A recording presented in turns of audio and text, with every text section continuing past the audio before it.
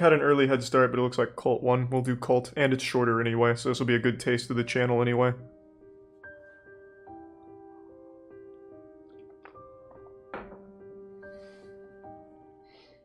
It goes without saying, Thanks to the Prime cults are Smooth. infamous for a very good reason.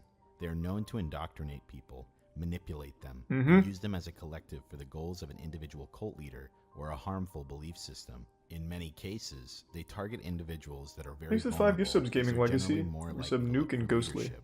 Desperate people tend to look for desperate answers and tend to not use their better judgment. Take, for instance, the story of the miracle mineral supplement that claimed to cure just about anything. Hey, from I remember Alzheimer's to that. Autism. And as it would turn out, not only did it not cure any disease, did not help any disease, but also contained bleach. Cults Yeah. thrive when followers of an individual collective prescribe themselves to blind misinformation. Oh, here, hold on. With all Sorry. of that being said, today you we're go. going to dive back into retracing the digital footsteps of one such cult. This is the story of the now defunct Reddit cult of Cantelmoism. I've been on Reddit since day one, going from Dig to Reddit, and I've never heard of My encounter with this bizarre Cantelmoism. topic first What started the when I was looking fuck? for more internet mysteries to do videos on, and I was on another popular subreddit called the Reddit Bureau of Investigation, and I found a post that read the following: Thanks to super Prime unusual Soul. subreddit where every Give post sub is Roberto. gilded an absurd amount of times. Here is ISS Gold, the subreddit in question. I'm pretty positive they're all bots, but why circle jerk thousands of dollars into gilding onto these posts for no reason at all? There has to be So some they're a reason Reddit why. gold At the time I had cult? first checked out this That's subreddit, cute. it was still up, but as of now has been made private.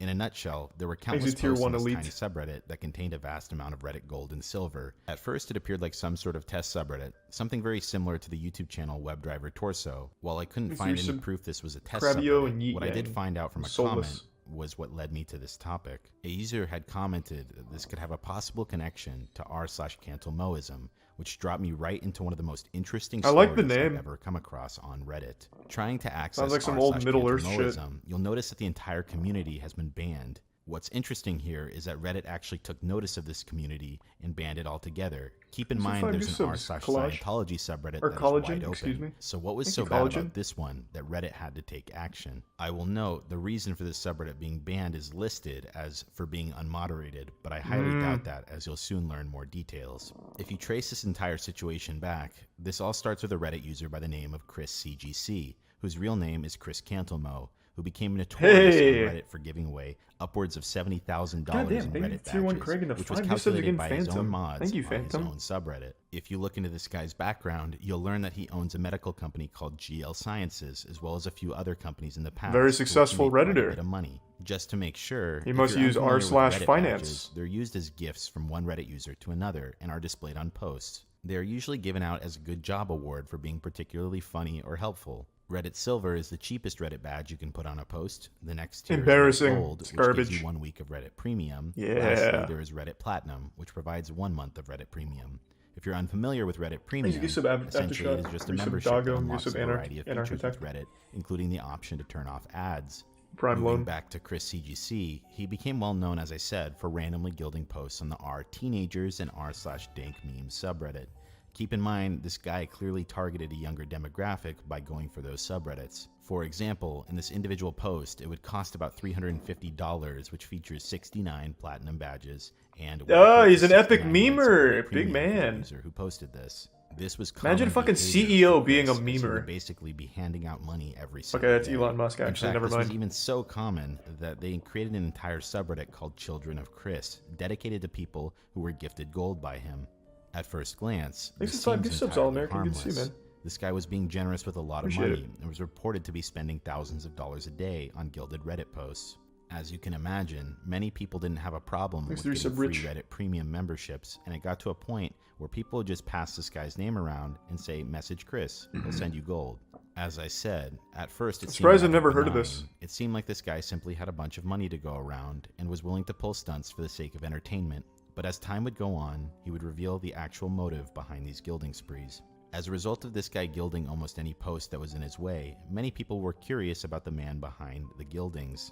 A lot of people looked up to him because he was very generous. However, in an interview done by Insider Meme Trading after he gained some attention, he was Insider questioned about his Meme motive regarding the Trading. mass gilding sprees, to which he responds saying, He wanted to get the message Actually, out cool name, that not gonna lie. DMT cured cancer. In case you're unfamiliar, DMT is an incredibly powerful Holy shit. hallucinogen. DMT, or dimethyltryptamine, has been studied in the field of cancer. However, there is no consistent peer-reviewed evidence that would suggest this in any way. And let's be real here. God, what is it? If a What is cure it? for cancer was found, do you think a guy would have to do a publicity stunt on Do they Reddit, also use spending that for joint thousands of pain? dollars to get the word out? In the months to Give come. me 1 second. Hold on. Sorry to pause, but I need to look that up. DMT, they also use that for joint pain, don't they? Let me see.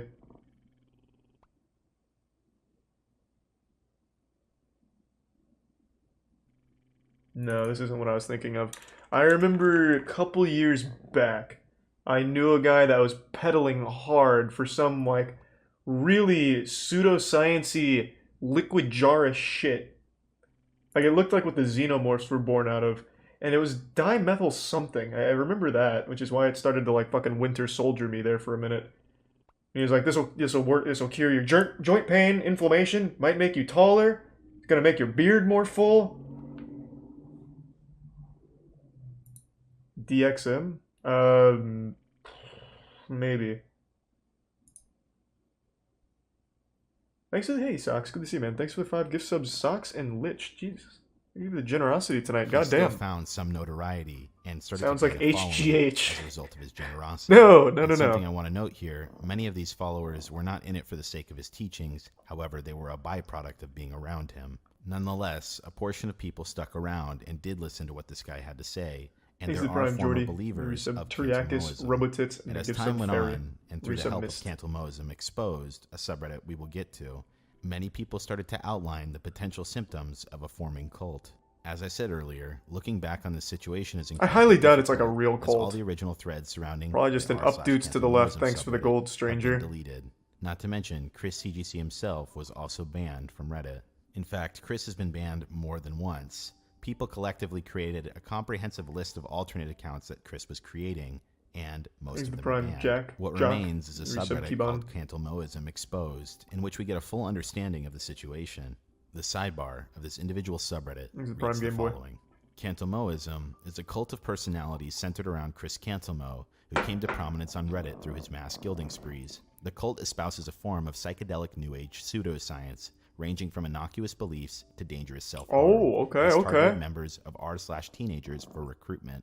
We are here to aggregate information about Cantelmoism and help people make informed Thanks for decisions resub, to Mad avoid Dog. further recruitment. Among the pinned threads in the subreddit, we find one called Outline of Initial Concerns with Cantelmoism. Here we learn Thanks for resub, quite a Bizarro. bit about this whole fiasco. The thread reads the following.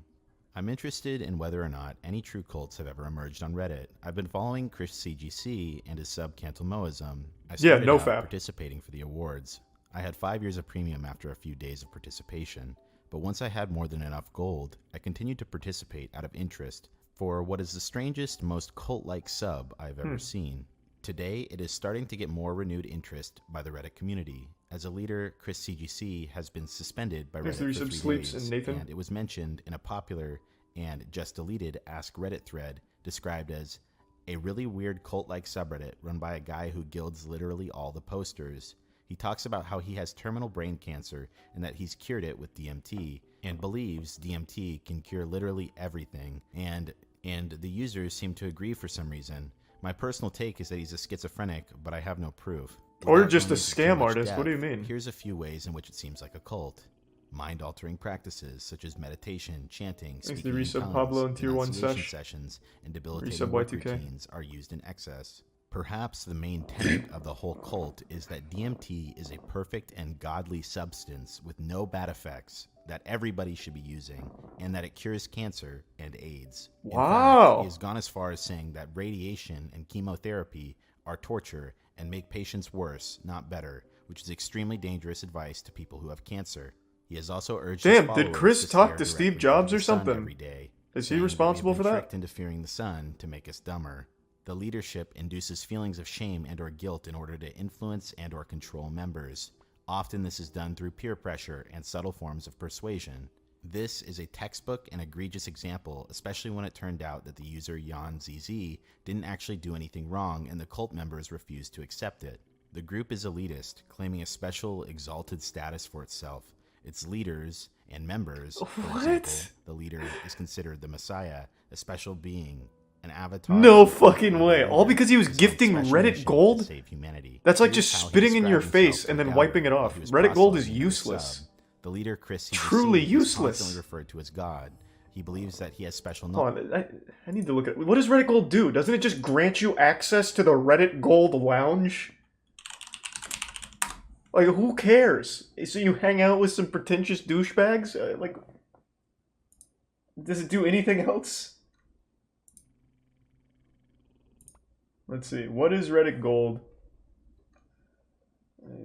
Rewarded the post. What can you do with it? Here we go. So you get a week of Reddit Premium and 100 coins you can use to give someone silver.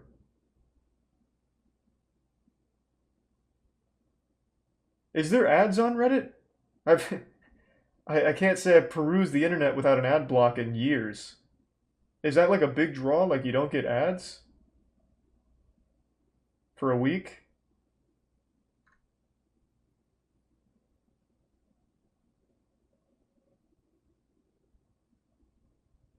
Oh, okay. It seems like an awfully large thing to say that the guy who gives you Reddit gold is the Messiah. Jesus. Thanks to the Prime Poison. Thanks to the Resubble knowledge Commie. of the spirit world and wants to use the knowledge for the express goal of world peace. The group is also preoccupied with bringing in new members. Monetary rewards are gifted with participating in the sub. The group is preoccupied with money. He spends thousands of dollars a day gilding members with Reddit money, and he also is increasingly paying members real money and offering to pay for their plane rides to That's a visit great him. deal. Wait, he's just giving away money? He spent over $100,000 recruiting followers with a main focus on Yeah, just fucking pretend to call him the Messiah. Who cares? Free cash from a weirdo. Outrageous things he has said, but I think that thankfully most of these are not taken completely seriously by his followers. His most devoted followers definitely still believe him, though. AC It Tier 1 seems like just did Reddit is stuff starting to with catch Prime. on and get worried, as No his 7 account was and just Resub Otis. suspended for 3 days for telling people to call me or visit me to experience DMT as anti-cancer treatment. He encourages schizophrenia and believes that it's caused by excess DMT and that hallucinations are completely real. As the poster of this thread starts to update it, he goes into one of the podcast episodes that have now been deleted. Edit 3. I just listened to Chris' most recent podcast episode, and I can finally understand what people see in him as a leader and why his followers seem to love him. I'm almost convinced that he's an amazing but insane human being. Either that makes him less threatening because he's not the type of person to start a dangerous cult, or more threatening because he is the type of person that could convince enough people to pull it off. The first half is just a normal conversation, which establishes trust in him before he transitioned to the crazier second half. We learn how Chris befriends the homeless and lets them come into his house whenever they want to. That's kind of nice, though. He wishes he had enough space to let thousands of them sleep in his backyard. What? He does have over an acre. Maybe this guy is the Messiah. Enough to start a commune/cult on a smaller scale. Then, in the second half, he starts talking about DMT, albeit in a far less insane that monkey way in the Prime King does. Joe. He then makes some apocalyptic prophecies that he previously talked about on Reddit. He talks about things such as a recession worse than the Great Depression being imminent, and World War III between US, Iran, and Israel being imminent as well. However, he does say that those two things will actually be good for everyone except the rich. Next, he tells us what his ideal society looks like. He wants something beyond communism, where money is made illegal. It's not too big of a stretch to say that he might consider implementing such a society on a smaller scale. Money if is he gains illegal. Enough devoted followers. Lastly, he talks about suicide. At first, he said he thinks the people who commit suicide go to a better place. Oh, wow. And are better off. Holy shit. This is obviously a very scary idea when you look at how common mass suicide is in cults. He seems to be aware of this as he quickly changes his tune to say that he really thinks that people who commit suicide have to start their life all over again, which would be boring. Overall, there are some Jonestown vibes, but mostly he just seems like an extremely moral, charitable, and crazy person. His followers fall in love with him for his morality and charity, up for me, Kaiser. missing Well, out thank you on the then if you crazy did, man. side, and that's where I think the danger lies. Alright, now, as I said previously, many of the links are dead. However, going over to his website, we can in fact see many of the claims and the beliefs held by this guy, and they still stand Monster in the Shark and discovery Gunnabarf section in the of Prime website. Chronic. While it might be insane to think that many people even remotely entertain this guy, He made examples out of a few of his devoted followers. And even Jonestown paid is one for of the their most college, wild in some stories, cases yeah. up to $15,000. As a Whoa. result, many people sucked up to him in hopes of financial gain. But at the time, Reddit turned a blind eye as they were getting paid through the nose by this guy. I personally believe, as well as many other people, that most of his so-called followers were just in it for the Things sake I'm of crazy money. in the recent And when there years. stopped being handouts on a daily basis, almost all of his followers started to turn on him for not providing evidence of his claims. At first, some people were willing to be patient since Chris had never provided any proof towards his claims regarding DMT. He came from a scientific background and would constantly post about his upcoming research being published. However, that obviously Wait, never is this happened. Chris? This guy doesn't look like a dank memer at all. Looks like Tom Hanks in character. I thought it was gonna be a young guy. Cult leader my ass, Grandpa. At another point in Ew. time, one of Cantalmoism's main Give me followers back that got a Reddit restraining order gold. from Chris, which led to him getting doxxed. This led to death threats for leaving the group, and ultimately this situation was starting to spiral. Later on, death threats would flood into basically anyone critiquing the group. However, many people noticed that in many cases, it Thanks was to just Resub Chris on an alternate account. In an effort to keep some of his followers on the hook without any financial incentives, Chris became desperate and would make alt accounts pretending to be news Exactly, outlets, witch stating that doctor. they were working on a story about his research. However, obviously people saw right through this. Up to this point, even the most devoted followers started to not be able to turn a blind eye towards his childish behavior. In many situations, he resorted to name-calling like a 5-year-old, and in other cases, he even me told read the one. person with cancer that he was an idiot. As a result, his own subreddit turned against him. It read the following: "This is a place for a very mentally ill man named Chris Cantalmo to post his craziness. Please get this man help and don't support him. He has no money left, no family left, and nothing good in his life." Damn, Chris, fucking blasted that on your leads us own closer dank to meme. today, where around a month ago, this Reddit community as a whole has been banned. I can only imagine because Reddit wasn't getting paid off nearly as much. While Chris still remains online on his other platforms, he's still trying to recruit members in person, but his digital footprint still remains. I want to check out Even that his channel. own Discord turned against him, and one of his top followers has now taken over. From an outsider like myself, looking at this entire situation, in my opinion, Thanks to I Resub definitely see how this seems quite premeditated. I can see the angle a lot of people have mentioned regarding Maybe this guy MacGyver. being mentally ill as well. However, it seems like from the very beginning, this was calculated towards creating a cult. This guy comes from an educated background. He graduated from Yale. He set up a website. He targeted impressionable people, and he used one little sliver of attention and was vindictive towards anyone who didn't agree with his beliefs. Thankfully, however, the situation Hey, thanks for the has been 10 new avoided subs to a again, large Cyaxis. Good degree. to see you tonight. Something Hope else you're I doing should well. note is that I you for also the believe, to a generosity. certain extent, Chris has been experiencing a degree of psychosis. Uh-oh. I don't believe this guy to be mentally stable due to the constant drug use. Here we had a guy with a great livelihood and a good life, and he was well off. Then, seemingly out of nowhere in the later years of his life, after being an atheist for 56 years, he becomes ultra-spiritual as a result of taking DMT and He other just wanted to drugs in start a excess. cult, man. He just did it the refers to wrong himself way. as a god, and all of his teachings should have point started to playing obvious Minecraft. delusions and psychosis. That being said, I don't think talking shit directly to this guy helps whatsoever. As a result, anyone watching this video, don't go harass this guy. His brain obviously processes information differently, and even though what he attempted to do was terrible, it won't stop him from continuing appreciate doing it, what he's Cyaxis. doing. Thank you for the This guy generosity needs again. professional help. Instead, this video stands as something much more effective Thanks for for the the sub, Kaiser. situation than directly talking shit to him. At this point, if anyone comes across this rabbit hole or topic on the internet, they have a reference point to which they can understand how this group came to being and avoid it. With that being said, I thank you for joining me here today as we looked at Well, that was one of the actually kind weirdest of stories I've interesting. ever seen on Reddit. This is Barely Sociable. Have a great night. Is that true? Only one guy said this, but now I have to know. Did Chris Cantalmo actually kill himself because this video? I'm gonna look it up. I feel like I'm being lied to, but that would be horrible.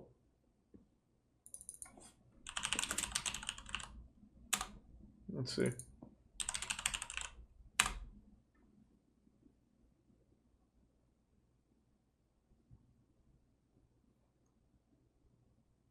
Oh my god.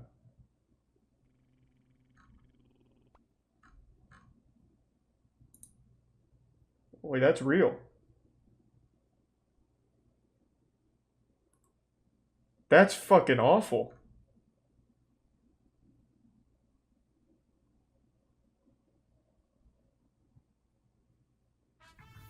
Jesus Christ.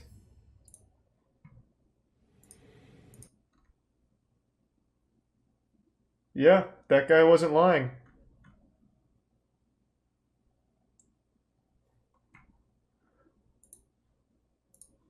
Wow. Well, that was a ride. Holy shit.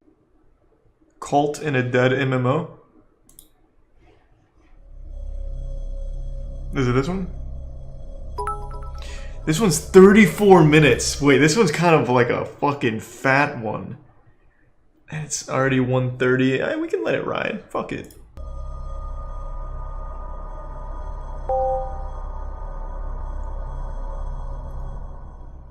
Thanks to the resub Mamalona. Maybe Soul Eater. And thanks to the Prime Lux.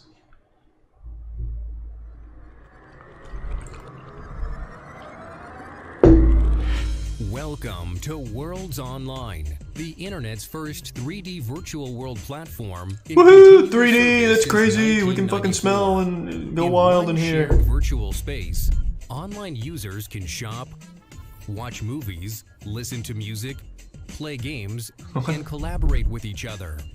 Today's web user is looking Tom for Brady? an intimate connection with friends, with celebrities, and with trending brands that reflect their values and lifestyle in both the real world and the virtual.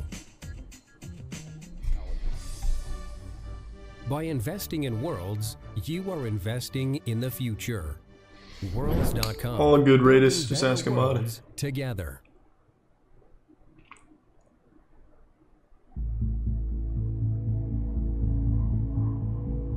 Throughout the mid-2010s, an urban legend would surface about a mysterious MMO by the name of Worlds.com. Thanks to the resub Chippewa and the tier 1 Having cuddles. been launched to the public in the mid-1990s, the game was believed by many to be dead, discontinued, and lost to the inevitable void of internet history. Where? Unbeknownst to most, How do this people even couldn't have been find further that? from the truth, as Worlds.com was very much still running. But there was a catch. Venturing into the game today presents you with This looks barren cool. wasteland of nothingness, a relic that What was the once fuck? bustling with life, and You a get to deserted play as a memory duck or a that's penguin? clinging to life supports. The game, expectedly, is completely empty. Thanks for the 5 gift Mostly. subs, 28 down. Appreciate it. You see, rumor had it that Worlds.com was hiding something, a shrouded purpose that's been kept from the public.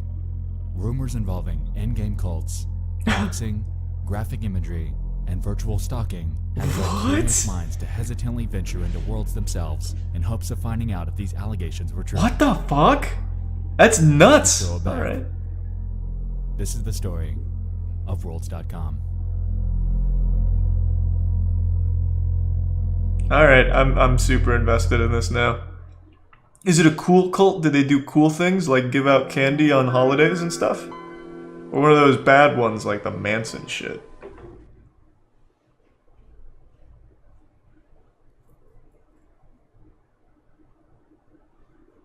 An aside. The 1990s were a magical time in the world of entertainment and the advancement of society. Being what I can only describe as the calm before the imminent mid-2000s technological storm, we were living in an era that brought us some unforgettable treasures in the realms of video gaming, movies, Yeah, and television. blockbuster, classic, fuck In the yeah. gaming world, for instance, new and unforgettable IPs such as Mario Kart, Yeah, agreed, Soul Eater. Banjo-Kazooie, Fallout, Resident Evil, and Silent Hill were born. And with these came game consoles that have stood the test of time in bringing us unforgettable experiences such as the Super Nintendo, PlayStation 1, and the Dreamcast. God, the Dreamcast was so good, the most underrated console in history, Power Stone. We need a third Power Stone, please? So good. Sugoi! Fuck, it was so good. That predated the modern interconnected society that we live in today. A lot of nostalgia is carried inside of many, as the mid-1990s are remembered as a time when the internet was just barely getting its footing into mainstream culture. Thanks to Personal Prime computers Ireland. during this era were nothing but an expensive novelty, at least for my family, and the ones that did have one used them primarily for work.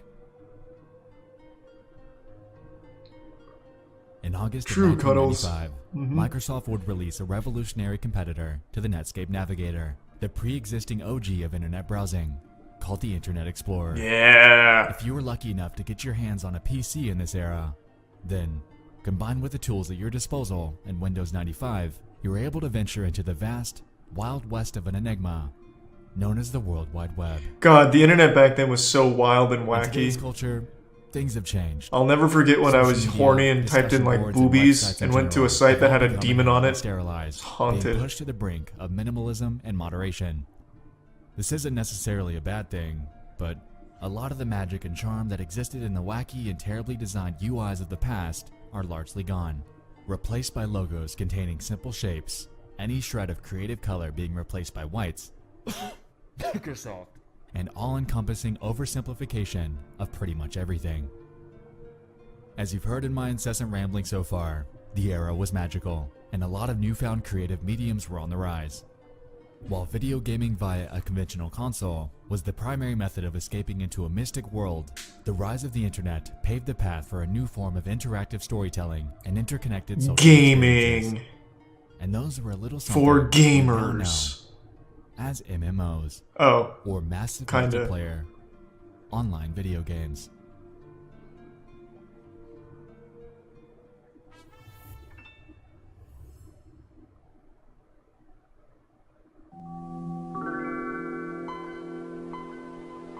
I'm really sorry to hear that, bro. Wishing you the best moving forward. It's awful. Of the many websites that were available to early adopters of the internet, one would be launched in April of 1995. I'm sorry, I didn't see with the that, name of dog. Worlds.com. My bad, man. The website was created by a Thank company you. simply named Worlds Inc. and housed a public 3D chat room that players could enter and explore to their heart's content.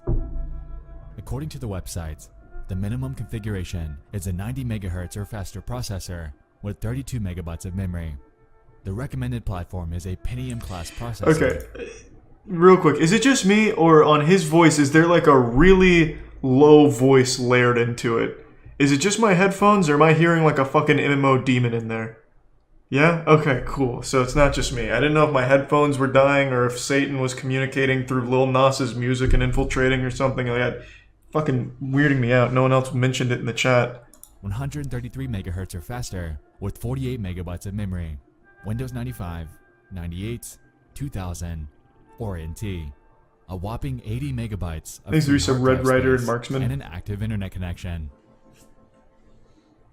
The game was a big success, mostly attributed to the novelty of virtual online chat rooms at the time, and garnered the attention of various big names, including David Bowie, Steven Spielberg, and a digital artist by the name of Tamik O'Theil. The latter two actually teamed up at one point and created an in-game environment called the Starbright World, which was aimed at giving Wow. seriously ill children an outlet to interact. The gameplay is mostly what you'd expect from something out of the mid-1990s. At the outset of registering your profile, players are given the opportunity to choose between various avatars to represent themselves in-game. Among them are a human, a penguin, a monster, a kangaroo, and a clown. Good selections. Advertising Not on bad. websites are various realms. Oh, that and are you can be on the available for you to Yankees? Explore at your leisure. Among the hundreds that you're able to choose from, a few notable ones include worlds themed around David Bowie, the New York Yankees, the band Hanson, the Sky, an Animal House, and a Fun House. Thanks to resub. Venturing out into worlds for the first time, Spionix? you're thrown into a central hub with other players from around the world.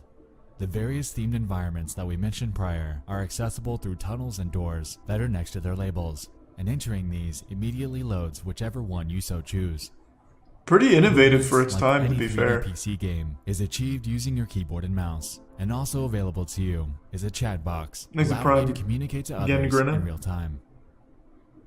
Now this seems like nothing out of the ordinary.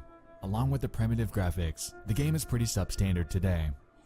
At the time though, this was absolutely groundbreaking, and PC owners flooded this thing, giving it a burst of life that would deem Worlds.com a massive success. Fuck yeah. As with anything that's been crafted in the digital age though, the user base began to decline over the years.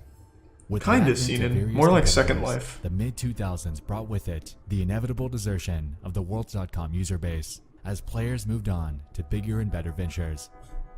Second Life, RuneScape, Toontown, VMK, MyCoke, Habbo and Hotel. Habbo Hotel Yeah, I knew it were was coming. becoming viable alternatives that not only looked better, but gave players more to do with their own distinct charm. You may have noticed that most of the names Soon, that did start Rotok. off are now defunct. The Toontown, VMK, and MyCoke live support plugs were pulled as their developers encountered an existential problem that was prevalent from the start. They couldn't find a way to monetize them. Combined with this, the fact that these games were all run with the help of moderation teams and ongoing servers, it became evident that as long as these virtual worlds were online, whoever it was that was running them was losing money. At this point, you'd expect Worlds Inc. to pull the plug. With a dwindling user base and aging game mechanics, it seemed like this was the only sensible way to go. Oh, giant Either spider, watch out, cut holy losses shit! Or release something new and optimized for the next generation of online gaming. But they didn't. Damn, this place is popping off As in a matter there. of fact, Worlds.com is still downloadable and accessible to this day, and stands as an uncanny and deserted relic of the past. This is cool. Rumor has it that the game's creator, I wanna play. Tom Kidron, is simply fronting the server costs himself and running it out of his own home. Good That man. begs the question, Thanks. why on earth would an individual be fronting the costs to keep a dead video game alive? What part of this He's got a abandoned virtual landscape girlfriend with is big so titties. pivotal that it's still in existence over 20 years later?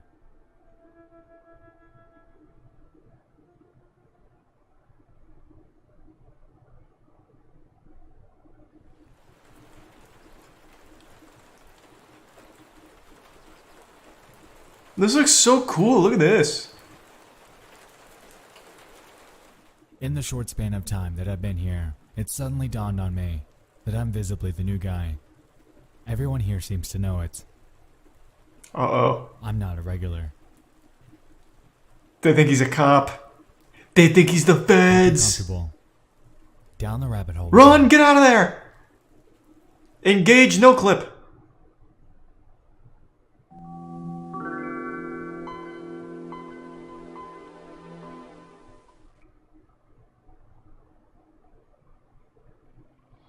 Thanks to Resub Broden and Kenway.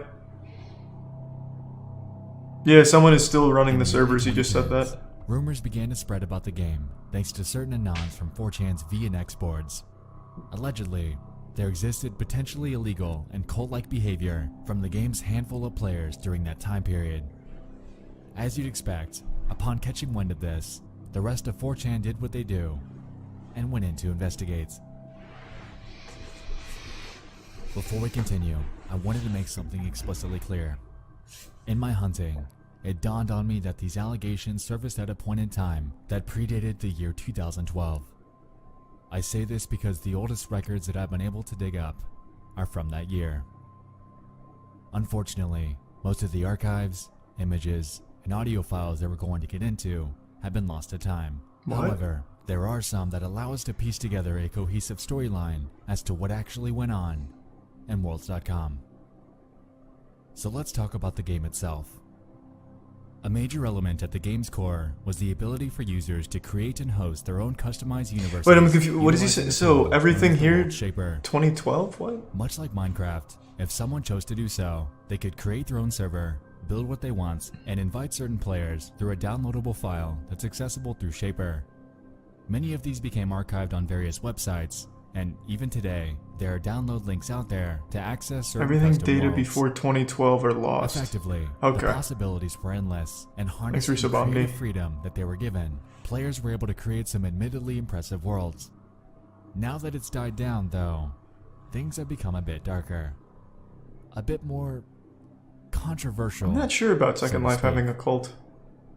While there are groups of people that are or might be strange in their own right, there are two that have starkly stood out to me as the most mysterious. Two users, a Jimbly and a Nexialist. Interestingly, both have crossed paths in the game. However, their stories couldn't be further apart. Contrary to Nexialist, the stories surrounding Jimbly seemed a bit more grounded in reality.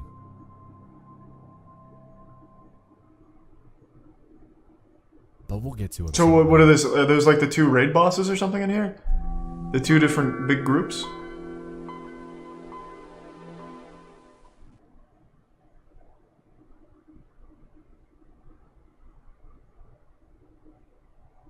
First, I'd like to introduce you to Nexialist.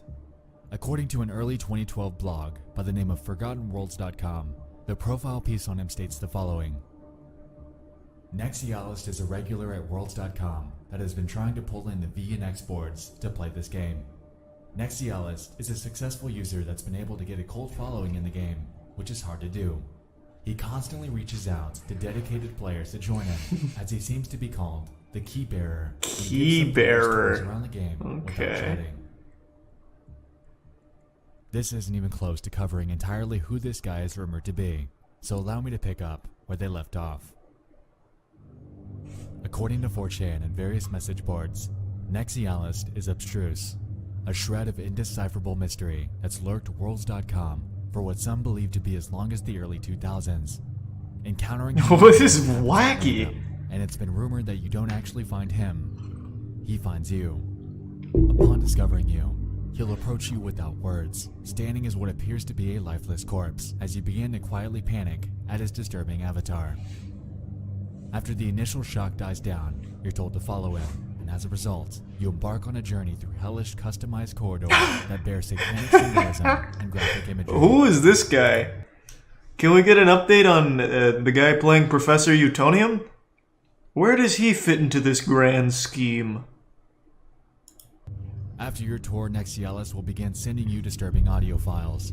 Audio files that I wasn't able to find archives for, but if we go by descriptions from 4chaners, it's safe to assume that these sound like the distorted deaths of dying animals.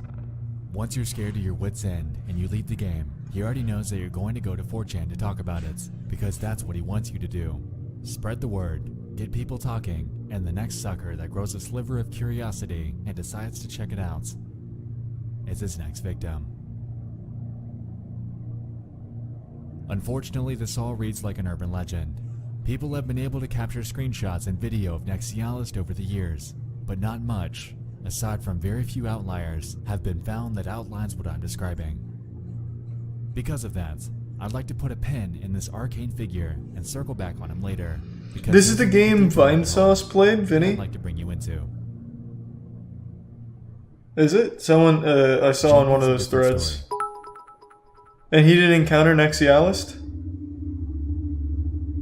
The Hidden Worlds website that I mentioned earlier serves as a diary of the experiences that a man named Hey, George thank you, Costanza Deathstorm. had witnessed when he first played Worlds.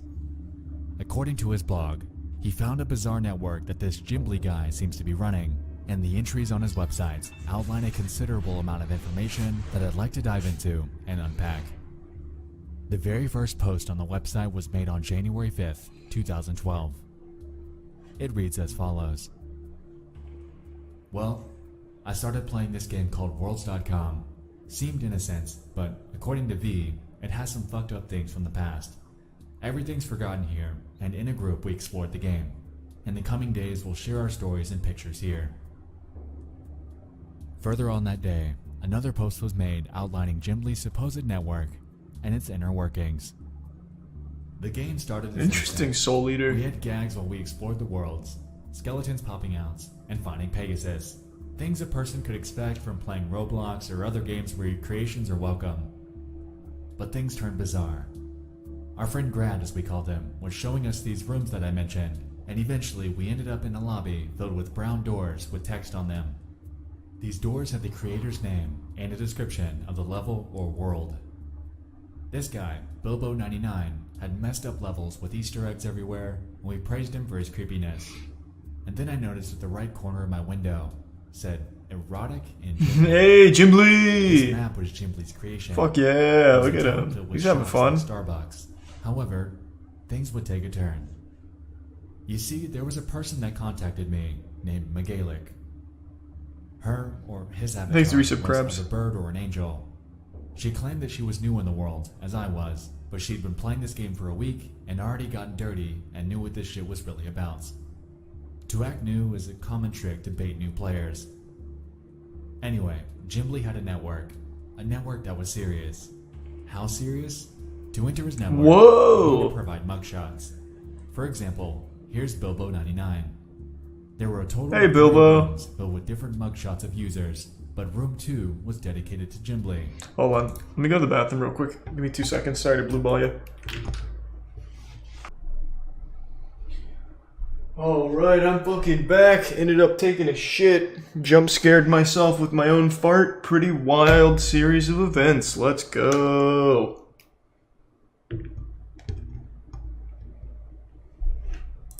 So we scavenged for Megalic and found this. Well, I can't do that right now, Radis. You're gonna have to ask a mod. One thing I found that was standing out was a user named Kelikar. She was in the porn gallery, and I compiled this. It seems like someone has stalked her, and the rooms were labeled Kelicat. This user must have been a fat cat in the network. As you can see, Kelikat's written there. So what Jimbly does now is retrieving nude pictures of regulars that are still left. Megalic was the proof that we needed, since she'd only been playing for a week tops. Wow, Jesus, Jimbly. Below this, George displays the various screen caps that he was able to take of the various mugshots of different users. Of the bunch, he was even able to grab a few of Jimbly himself. Intrigued by this atypical finding, he decided that him and his group of friends wanted to investigate a bit on their new friend. I don't think Megalic. I've seen that, Cumgar. As it turns out, there was a bit more going on with him than they initially thought. And yet another post from the same day, titled, Megalic, a man or a woman, he describes the following. Megalic's nudes that could be found in the other post seemed too good to be true. Her head was cropped out and with the body of a young woman, while her mugshot shows an older woman in her 40s, and that picture's really old. What does that leave us with? She could have faked them because she doesn't want So to how show is this a anybody. cult? I'm a little Could confused. be a man playing as a female. Seems like a Doesn't want to Reddit get mod killed. using his power to We get discovered pictures. her real email, although it's linked to a man by the name of John. John's in his 50s, seems to enjoy MMOs. He's a while tier his 1 wife biscuit doesn't boy. show any interest of games, and has her only Facebook activity labeled as kids. So yes, Megalic might be or is the man posing as a fragile woman while baiting for pictures. Those pictures up there, except for his profile picture, is a year old. The pictures are from 2009, and then he used a picture of his wife to verify himself, and thought how cool it would be to send a fake picture of a pair of tits to make him look like a god in the game. Okay. Classic As we're beginning to see, John, I Jimbly's guess. network encompasses some extremely odd people. People that are impersonating others and using real-world mugshots to gain access to whatever it is that he's running. One might go as far to say that Nexialist isn't the cult leader here, but rather, it's Jimbly, as most of the rumors about the former seem to relate to what we found with the latter. In a third post I'd like to focus on, titled, Jimbly's Inner Circle. Oh, sweet. Well, thank you, George Spooky. proceeds to explain the following. The last post was about this weird map, about a man going by the name Jimbly that was trying to get naked pictures from regulars, or old players that were still active. So we stalked him. He hung out at a beach, but once we arrived, they'd all scatter and disappear. Thankfully, though, the friend tool and a broken avatar tool could let us teleport to them while being invisible. Wow, good shit. But that was for later. Meanwhile, we scavenged the net for Jimbly. We found his website, jimblyworlds.com. Whoa, and stored his Jimbly. pictures, jimblyworlds.com/pics, only to show a black screen with red typed text that said darkness. Pretty cool George website. reveals publicly accessible information about Jimbly, including an email address, before closing his post with the revelation that also, Jimbly's into traps. This can be found in his porn gallery. With this in the back of our mind, you know I couldn't just let this go. I had to get in. I had to find out if this was real. There's no way it'd still be I up. emailed Jimbly and began my hunt. What would it be, 7 Under the years guise of later? a Jeremy Erickson, I start a message and write the following. Good evening, Jimbly. I've recently started playing Worlds and was interested in joining your in-game network to congregate with yourself and other players. Upon consulting with a few anons from X, I was told to reach out. I've downloaded a few worlds from your websites and am currently trying to get them working. Just let me know what I need to do when I'm in. Thanks, Jeremy.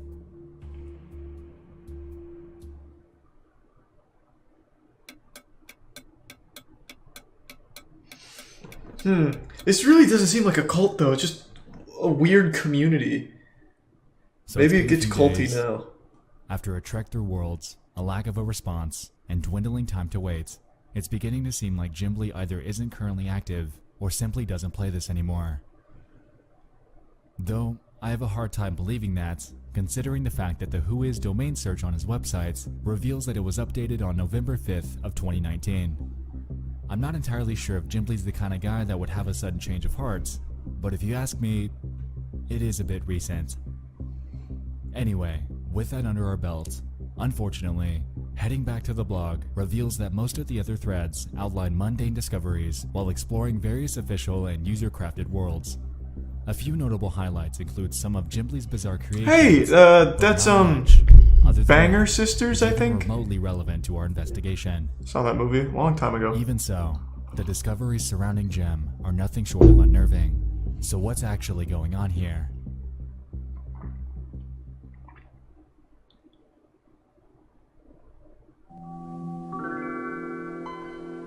He's the Prime Purple Elite.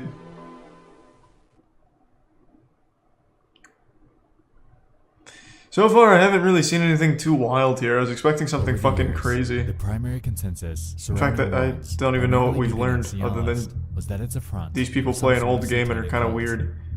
Rumors are powerful things. I won't deny that, but there are a few points here that I'd like to unpack.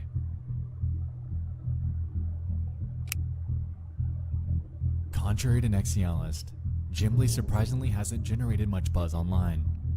This bizarre, cult-like network that he seems to have created How is it cult-like, though? effectively cements him as somewhat of a wild card in my theorization.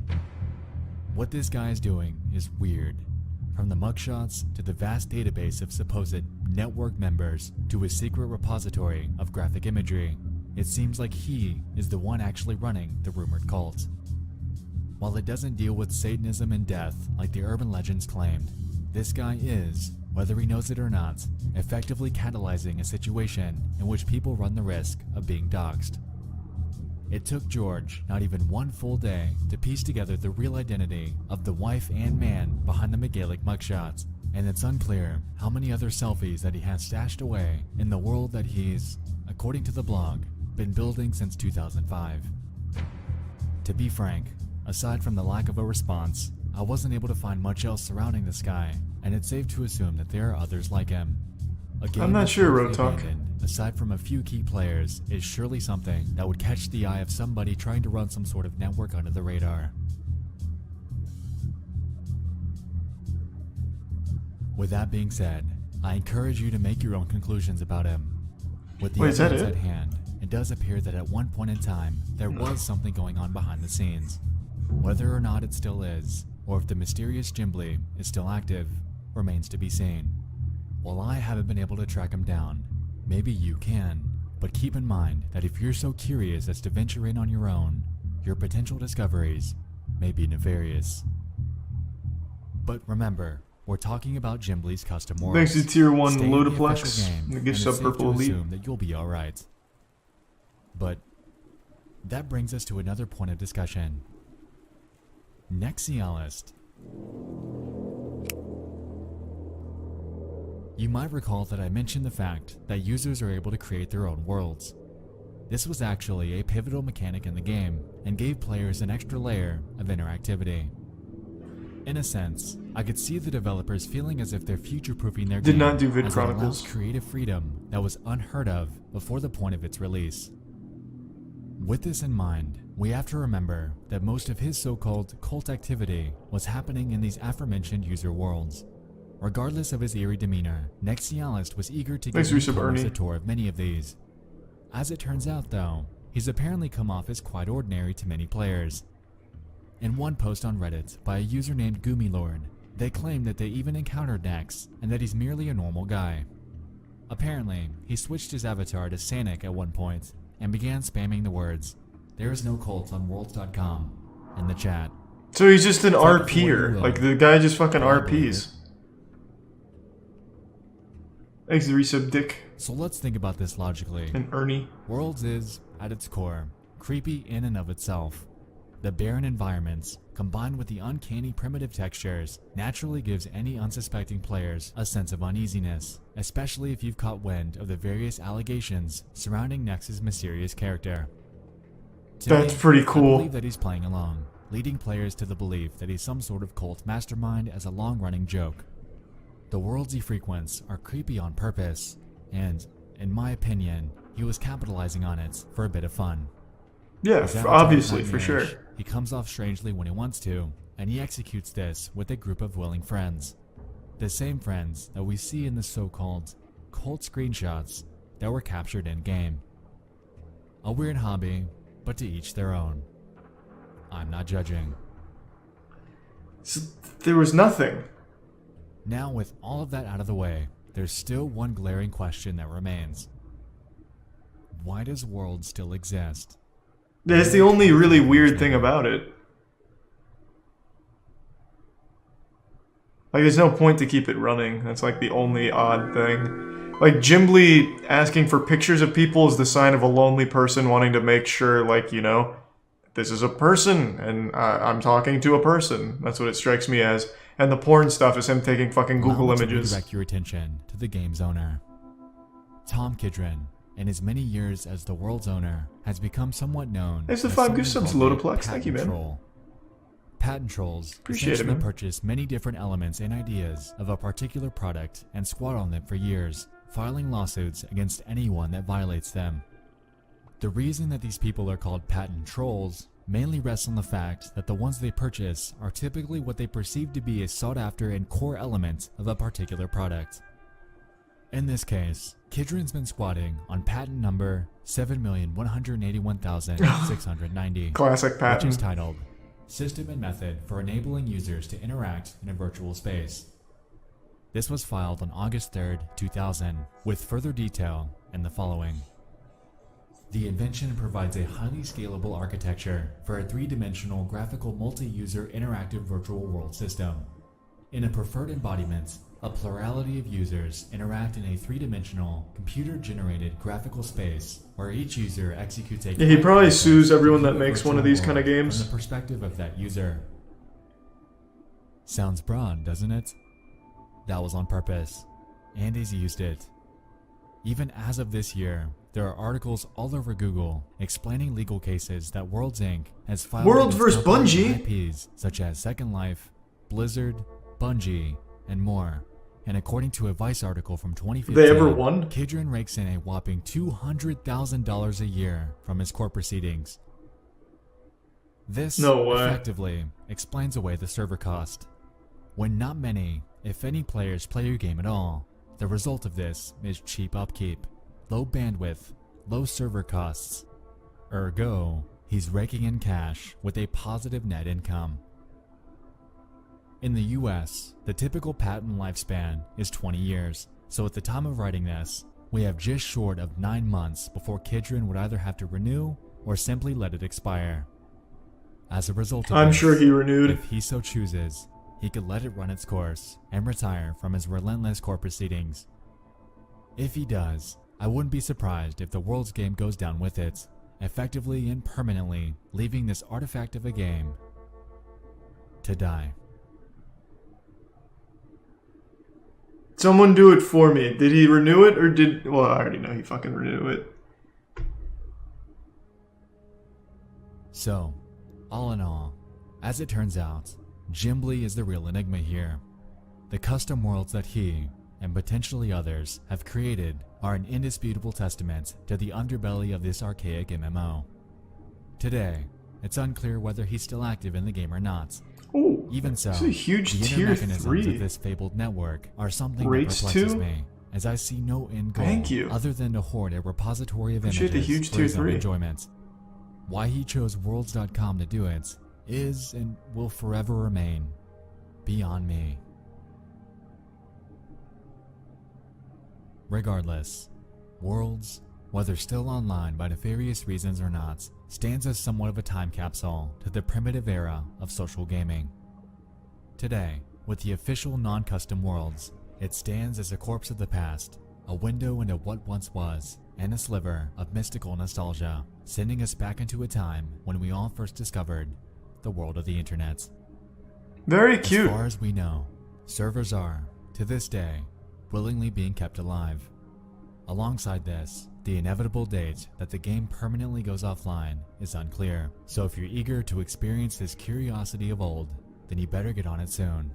Stay in the official servers, and you'll be fine. Also, this is not the game Vinny played. I looked when I was shitting. He played aesthetic. Active Worlds. Otherwise, you'll run the risk of missing the nostalgic boats, leaving it to sail away, and for us to watch it go. Yeah, so I feel like that was a bit off. Literally nothing cultish about that. You have a guy who's RPing, and you even mentioned that it's literally RPing, not really cultish. Gimbly, I think, is easily explained because it's clearly a lonely guy, and he asks for the pictures of anyone that plays and wants to be his friend. Not the most uncommon thing in the world. And the porn shit was just stock images, right? So it's not like I don't know where the cult was. Alright, I'll take chat's word for it. We'll watch the new Nexpo vid. I do like the channel. Wayne Kernigan was stuck at home during an excruciatingly long winter. He was what his parents believed to Was be his name a problem Ween? child, experiencing nightmares, arguing with his 7 siblings, and getting in trouble at school. Having gone on record to state that his father beats him with hockey sticks, it was undeniable that their humble abode in suburban Connecticut was less of a place of refuge for him. The man on the phone says that Wayne should come right away, and that they'll have a private jet waiting for him at Danbury Airport. What a good deal. His mom tells him not to worry, Wow. and that it's more of an outdoor camp type thing that'll make him better. So Wayne packed up his stuff that night. Eager? Sure. Nervous? Yes. But absolutely awaiting the things to come. Inquire on why he was sent there. Who made this vid? It's Nexpo. Drugs. I It keep was seeing at this one's moment fucked up. When Wayne began to question whether he Why? was going to the place he thought he was. Cults are known to be pretty Something cool. didn't seem right. Looks like a camp, he thinks. However, when he exits the vehicle, he isn't greeted with the silent serenity of nature, but instead, the screaming. Yeah, but that could mean anything. I scream when I'm having a lot of fun. Like, yeehaw, we're having fun. Yeah, I saw the American Horror Story cult season. American Horror Story is the best shitty show. Across the United States, a rise in for-profit behavior modification facilities were in action. Now called the troubled teen or tough love industry, it seemed to be a money machine aimed at altering and stifling troublesome behavior in adolescents. Well, The someone's exact got date is to. hard to gauge, given that this was the decade following the rise of the hippie subculture. Authority was and had been challenged for years. Whoa! That facial hair is kinda nutty. That looks cool. It's like Wolverine, but not cool like Wolverine's. It's like a little cushion. That's nice. That's like an OG neckbeard. In early 1970, a psychiatrist Thanks to named resub Gerald Davidson, Finca. alongside investor David Goldberg and a man named Joseph Ritchie, would band together to create a school named Elan, a private co-ed behavior modification program geared from grade 8 to beyond high school. Ritchie billed the facility as one that would correct bad behavior by teens without punishment, while painting himself as a genuine mentor that could help make that happen. They had a City website? 133 have gone on record to state that their initial, outside impression of the school was that it was like a summer camp in the Maine woods. However, Looks like a upon summer arrival- camp. Furthermore, some have stated It does that look like once they Crystal exit Lake. the vehicle expecting a lively campground, they're instead faced with a sight much stranger. Some students were spotted wearing degrading signs, some shackled in handcuffs, What? some being yelled at. Point. They It's been take noted discipline that very some students seriously. attempt to flee. School was marketed, touting itself as an altruistic institution genuinely concerned with helping troubled teenagers get better. It was clear from the outside that those claims were a reach. Is that Charles Manson teaching the class? But Man, they got just how far celebrities, would they take teachers. that? Good for them. Observe the So vernacular this is pretty used to recent. appeal to each parent. Dear parents, we're very aware of how lonely and confused you must feel as you sit down to read this. If you're like the parents of most of our students, You're faced with an adolescent whose behavior is out of control, and you don't know why. A youngster who's been given everything and is throwing it all away is difficult to understand, but you can see that this process is progressive. The most saddening part is knowing that your offspring is ruining his or her future. Your own pain is difficult, but your pain for your child is unbearable. Yeah, they're not reaching their full potential. It's been noted that Joseph Ritchie was somewhat of a salesman. He was charismatic and excelled at convincing parents of all the good that Alon could do for their kids. The good that, as we'll soon find, was all a lie. Reportedly, once your parents agreed to send you off to Alon and pay the $50,000 tuition fee, they designated time and date with Alon's so-called teen escort service. They wouldn't pick you up during the day, though. Instead, in the middle of the night when you're fast asleep, they would bust through your door and kidnap you. Why? In years past, Alon's staff have stated that since the child has no say in attending, their capture hinges on the element of surprise. Okay. According to a blog, so are these just stories? What? Physically subduing them. Are these just stories this guy makes up? What? No, what? Is all you read creepypastas? Why would he make up a 52-minute story and make websites to corroborate it and evidence and stuff?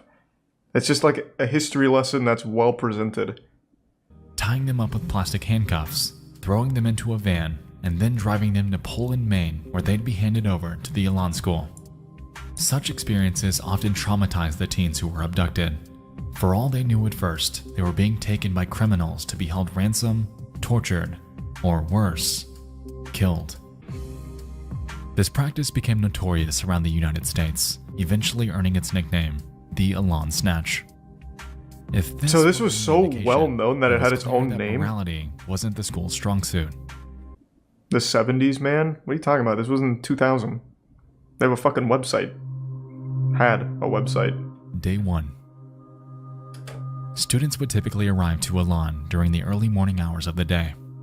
Oh, it started in the 70s. Oh, gotcha. I see what you're saying. To resist their escorts. I see what you're saying, sorry. It's been noted that their capture was designed this way, utilizing their escape attempt against them as a tool to convey that no matter what, they're not getting out of there.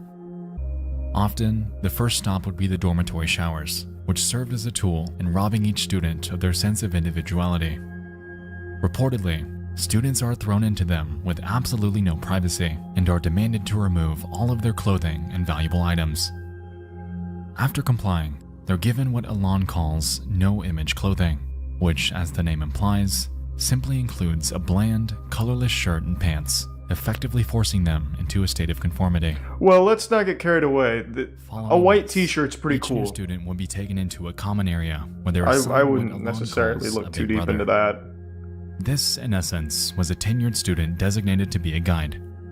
On paper, they were told to help their students adjust to their new life on campus, somewhat like a peer, while educating them on how great and effective the program is.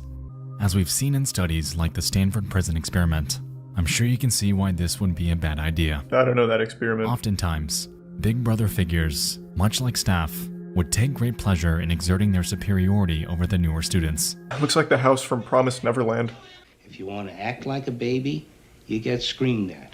If you want to act as more like a mature adolescent, you get talked to. Oh, so I was like, wait, what? Speaking of cults. Was that footage from Elon University? Is it Elon or Elan? I don't know how to say it. Either way. But didn't he just say that they were forced to wear, like, the colorless shirts? Because that guy, like, that second guy, he's kind of dripped out. He's got a chain on. He's got a red button up. Oh, that was staff. Gotcha. The social hierarchy at Alon is structured in a way that heavily resembles one. At the school, students are immediately placed into two categories. Strengths, which were tenured, obedient students that were a few steps up the totem pole, and non-strengths, the newer ones who typically resisted treatment. Strengths were allowed to talk to fellow strengths and non-strengths. Non-strengths, on the other hand, were only permitted to communicate with strengths. If a non-strength were caught communicating with a non-strength, harsh punishment would soon greet them. They were quickly disconnected, reprimanded, and robbed of any future potential. So if this is supposed to be a scam, I feel like this is a lot more effort than just On not top of the phone manipulation, doing this. every Elan resident was It seems required like to so write much what more the school work to calls abuse the a guilt kids. letter, which, as you might expect, is an explanation of how great the Elan school is for them, all the great activities they do there, and how well they're progressing through the program. These letters would be heavily scrutinized before being mailed out to their parents. In most Yeah, I get that it's a cases, cult, verbally but usually tortured cults have a at the pleasure purpose. of the Elan school staff. It was clear to students that they weren't getting away from this anytime soon. And after realizing this, their minds would often pivot away from rebellion and towards compliance in hopes of power. Yeah, through the money. program. That's why I would think They they'd want to still run a most of them to scam as become opposed to a somewhat cult, and it'd be so much brainwashed, easier to ultimately stuck not in a abuse the system that will kids. do Takes a lot everything more it work to do that, I possibly imagine. can to make their escape. So I'm assuming there is a point to the cult, like they want to turn these kids into like super soldiers or something. I don't really know. But if it was just a scam, they're putting a lot of work into it. Whereas they could just take the kids here for $50K a year and As just you let might them play expect, basketball the and rules sleep. at the Elan school were immense. Exerting nearly totalitarian control over everything that happens, Joe Ritchie's set of rules, which he called guilt, was gargantuan and needlessly meticulous. Maybe tier 1 Wheeloo. As a student at Elan, you would be expected to refrain from doing the following: having any image, reading as a non-strength, not completing learning experiences, writing without permission, being sideways, Don't know what looking that at means. security zones, non-strength interacting, talking too loudly, talking too softly, looking at the opposite gender, Whoa. being attracted to someone, Whoa. any physical contact, looking out windows, What? unauthorized drawing, not listening to higher Holy ranks, shit. pretending to sleep at night, thinking of running away, being in the bathroom for too long, wearing dark clothing, being manipulative, being lazy while working, listening to music, talking too much, showering for All more in than all, they're 10 pretty minutes, lenient. not talking enough, making facial reactions to orders, negative body language, pretending not to have guilt, oversleeping, undersleeping, smiling, and the list goes on and on. That's not bad. Clearly, these rules were not designed to be followed. Basically a lawless causing place harsh over there. penalizations to become commonplace. To help enforce Thanks these, to Resub individuals Integra known and as Razzle Dazzle. expediters were designated by the school to stand on watch with clipboards. Primarily, they were known to catch those that broke 3 rules: being attracted to members Thanks of to the Give opposite Sub Uzi. gender, looking at the opposite gender, and making prolonged eye contact with anyone else. Since Expeditors too were required to fill their clipboards with names and infractions at the risk of their own punishment, they frequently and unapologetically made assumptions and accusations that were a lie. Cases, and the requirement to wear a bright yellow t-shirt and short pink shorts. The school figured that without laces, their shoes were effectively useless, What? in turn preventing any ability to move any faster than a walk. What is it, A like more barbed extreme wire on the example ground of or split something? risk punishment Just go is barefoot. shown with this student. Instead of a t-shirt and shorts though, he was forced to wear a bright pink rabbit suit with cuffs around his legs. It's unclear if this is a repeat offender, but it raises the question as to how far Elan would actually go with this tactic. Thanks to Resub Hunter. Students that smiled at a place were punished by wearing dunce caps and reduced to work that the school calls shot down. These involved repetitious, dull tasks like mopping floors, scrubbing the insides of trash cans, and even cleaning toilets with just a single toothbrush. For Man, if I hours and went to one of hours these on end. fucking schools, if my parents If sent you me haven't here, used the I would never bathroom during forgive them. shutdown, it's been noted that approval by sometimes 6 or more superiors was required before you were able.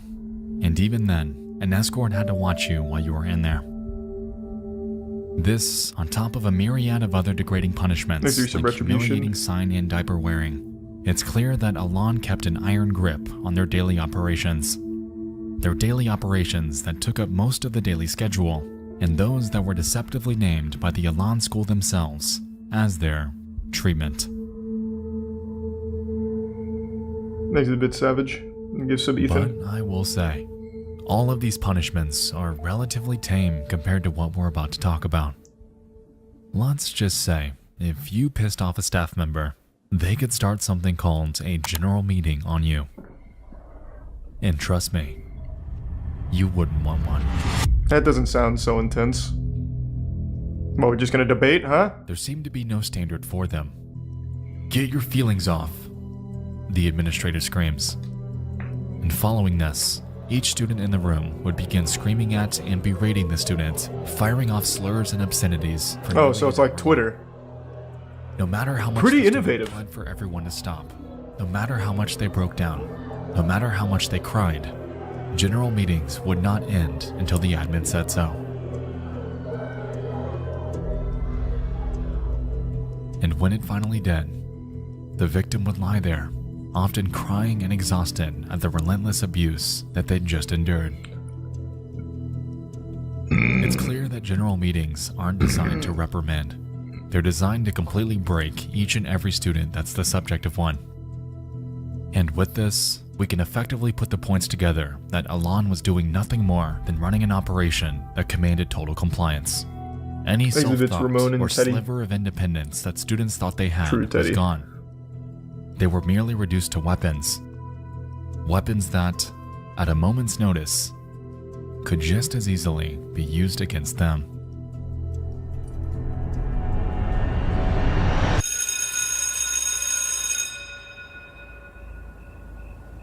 "7 p.m. Are they also haunted by vampires or something too? Like, how much worse can it get? Fucking werewolves or something? On academia and outside marketing, school time within Alon was secondhand to the students' treatment. Typically, the time frame for learning was 7 to 11 p.m., but sometimes could run longer. As you might expect, there were no extracurriculars, no physical education, on Squish no and the Resub projects, Kuckaroo, no Zero, legitimate and Gengar. exams, nothing. Instead, students were required to grade themselves on work that they were self-assigned with absolutely no direction. Allegedly, he believed students were easier to control while sleep-deprived and utilized even this as a medium to work against them. By 11 p.m., if a student makes it through a night of work without issue, school hours then draw to a close. Not bad. They're quickly released from class and escorted to their dorms, which were often in the form of uncomfortable, impersonal, military-style bunk beds. That's military style? A piece of wood? Sleep was known to be difficult, as designated students named night owls were assigned to stand guard with flashlights.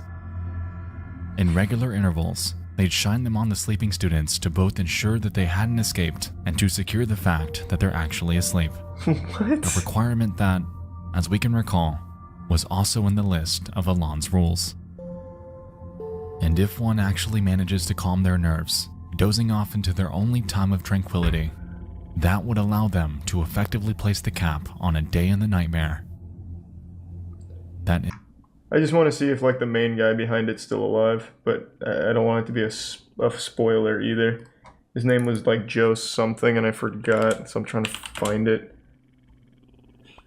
It says, I don't think it's Joe Rogan, but it keeps wanting me to type in Joe Rogan. It was like Joe something. Richie, that's what it was. He's dead. Damn.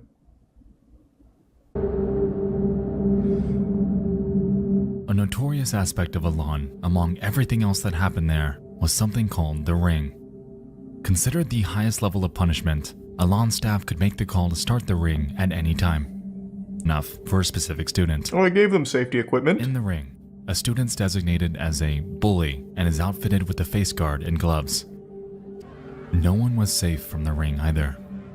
Some bore pre-existing injuries, some were much smaller than their opponent, and some were even pregnant.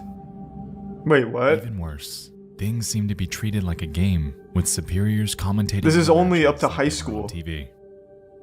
In reality, how are this was the furthest. Wait, I'm super curious then. So how were some of them pregnant?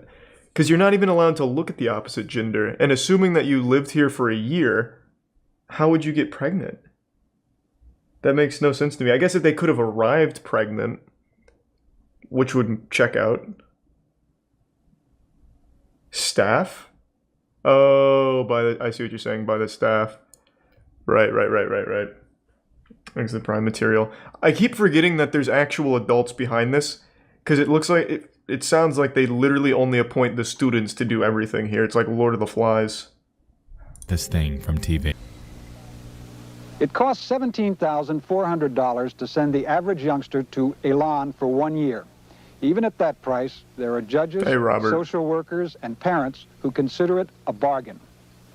Elan's defenders claim it has the most consistently effective program for salvaging young people who are too difficult for other facilities to handle. It's administered by the kids, first of all. Corporal, it's a harsh term. Okay, what it is we have the ring, okay, which Oh, he's super open about it. Misinterprets. It's not a boxing ring, it's a ring of human people. The bully is introduced as what he is. In this corner is the bully who's trying to turn this facility into a detention center, okay? And in this corner is the house champion who's going to show him why it can't be done. And that's exactly how it does. And we never allow the bully to win. But girls get put in the ring, too. Well, girls bully as well as boys do. I mean, you know, it doesn't, it's, you know, we're a equal rights facility. Oh, that's we also progressive, use okay. Spanking, which is symbolic. Again, it's a last resort. Okay, Wow. and it's one resident spanking another resident, and it's done with a ping pong paddle. Okay, and usually a person won't get spanked more than once or twice, but it's a symbolic thing, which is if you're going to act like a baby, you should be treated like a baby. On December So he is just 24th, super open 1982, about it. A 15-year-old Elan student named Philip Williams was placed into the ring. And so, that evening, a ring session commenced with Phil as the bully. There was fight after fight after fight. In the end, it's been reported that he was beaten up so badly that he fell flat on the floor, and it took an entire 20 minutes before an ambulance was called to help him. 20 minutes or so they called the ambulance. They took Phil and they never saw him again. His sister claims, "I thought it was a wonderful place. I thought they were helping my brother. I thought he was coming home." How can you think that when they actually Home, kidnapped alright. him? In a box. Like, I don't get that delusion. Elan's Their official technique was to response kidnap was them. that he had regularly faked headaches. The cause of death? A brain aneurysm. And no charges were ever filed against them. Yeah. That cult is one by the name of Synanon. Never heard of it. And I know a lot of cults. County, with a warrant to investigate reports of child abuse. In recent years, Synanon began calling itself a religion. He's 52 years old. He's deaf in one ear. He's an egomaniac. But one of the wisest persons that I've ever met in my life. He knows how to get people moving. He creates turbulence. Gentlemen, Is the until prime further bone notice, scope? no member of the California Department of Corrections is permitted on Synanon property unless he has the express permission of Charles D. Very cool Chairman, spectacles. Synanon. What is he, a fighter pilot? In early 1958, a man by the name of Charles Dedrick Sr. would found the group in Santa Monica, California. It was intended to be a drug rehabilitation program aimed at delinquents. However, in the years that followed, it appeared to stray from that mission entirely. The distinguishing form of therapy employed by Synanon was something called the game, which, in today's terms, is more commonly known as attack therapy. The focus of the game was It's a to really break down the weird social title for it. construct of an individual's mind by Attack first allowing them to therapy? open up about themselves before commencing an aggressive beratement session, much like we discussed earlier with general meetings. The primary goal was to recreate someone's personality and sense of self by completely demolishing Thanks for everything gifts they know again, about Remy. themselves The resub before mango. rebuilding them as a newer, subjectively better person. It hinged on the brink of legality while being entirely immoral. And, unsurprisingly, by 1991, the cult would disband due to criminal convictions that caught up to many of their members. The founder also died just 6 years later, leaving behind a dark legacy that, to this day, is known as one of the most dangerous and violent cults that America has ever seen. That's weird. I've never heard of him. This is, of course, the abridged history. To be honest with you, I could make an entire hour-long video on the operations and practices of Synanon. Oh, they look like they're having That's a story for fun. another day. If there's one takeaway tonight, though, it's that it unknowingly Fucking served as an groovin'. inspiration and blueprint for other institutions to follow. One of those being Elan, and by utilizing similar practices, they appeared to carry the torch that Synanon was forced to abandon. They knew they had to keep up appearances too, thriving off an immaculate public image spearheaded by the charisma of Joe Ritchie. Joe. Before the age of the internet, admittedly this Man's was built easy. with Prime Pink.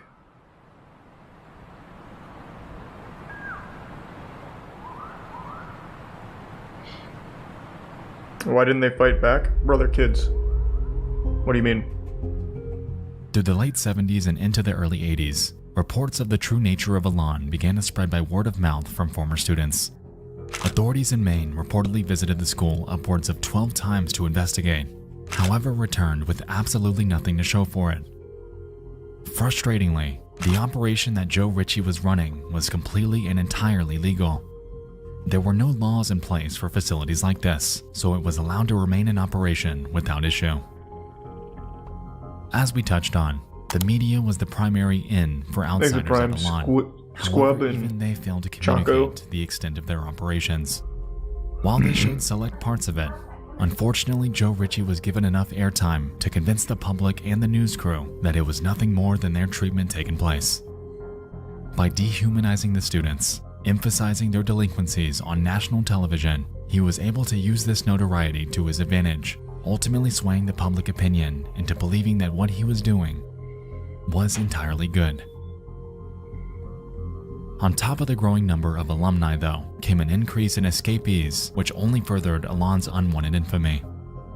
Over the years, 3 students, a 16-year-old unidentified individual, a 15-year-old Brad Glickman, good work, and a 17-year-old Don Birnbaum would all escape successfully, however would meet wildly differing fates. For the 16-year-old, it's been reported that he ran over 15 miles through the wilderness in the middle of the night.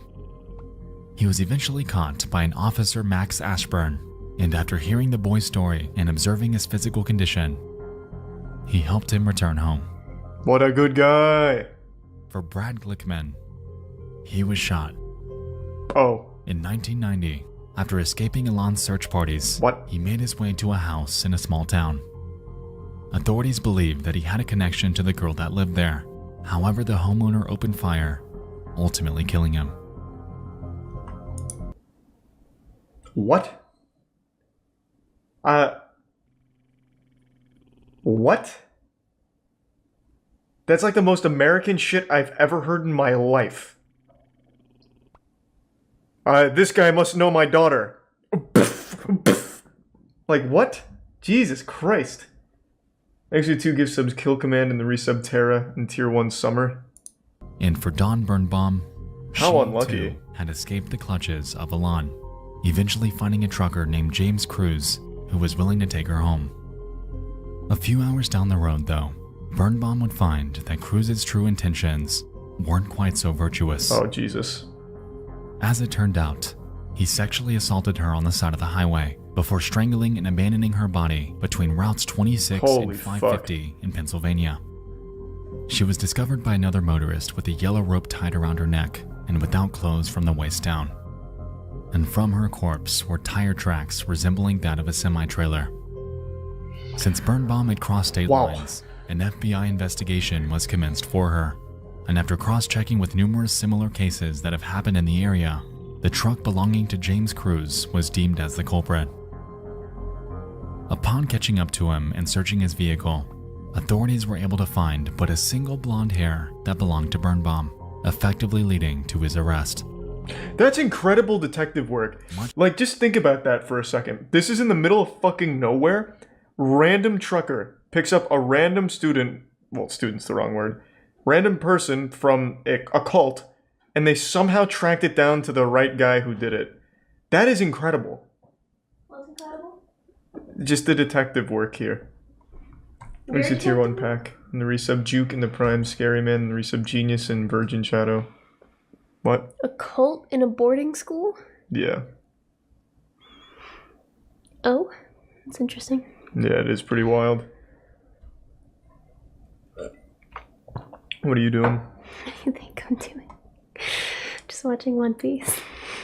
Okay, well, have fun. I'm not even playing any games right now. Well, that's fine. Yeah, you're in a good arc. You're having fun. It's a really good arc. It really is. Thanks to resub Side Jellyfish. Hi, chat. I'm seeing all the hellos, but I can't read too much past that because my glasses are not on. Anyways, we can go back to that. Okay, well, have fun. Much to the school's displeasure, these cases successfully gained ample attention.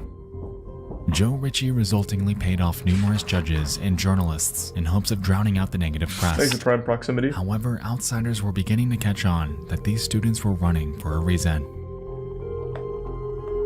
Quick text message. But why? There we go. Okay. All good. Thanks to the resub adventure creature mumbling plot in the October prime 30th, eco. 1975, a 15-year-old girl named Martha Moxley was out with her friends participating in what they call Mischief Night. This typically involved TPing houses, ding-dong ditching, Classic. typical teenager antics. Later that night, Moxley found a liking to a Thomas Skakel, eventually kissing him before the pair decided to venture off. To the other friends in their group, seeing Moxley fall over the Skakel's backyard fence with Thomas was the very last time that they would ever see her alive. The next morning, the Moxley family awakens as usual. They go about their morning routine, however notice that Martha is missing. Upon searching the house for her, they notice a body lying by the tree out in the backyard. And They don't really approach have it one stoner boner. and discover a grim scene. Martha is lying, lifeless with her pants down. Her body appears to have been visibly beaten, and a few feet away from the body, broken remnants of a 6-iron golf club. Holy This shit. club was eventually traced back to the Skakel family. Autopsy reports claimed that she was bludgeoned and stabbed to death, all by that 6-iron. And since Thomas Skakel was the last person she was spotted with that night, he was the prime suspect in her murder. Due to a lack of sufficient evidence, however, he, among the other suspects, were eventually absolved. What? And as a result, the Moxley case, frustratingly, went cold. 3 years later.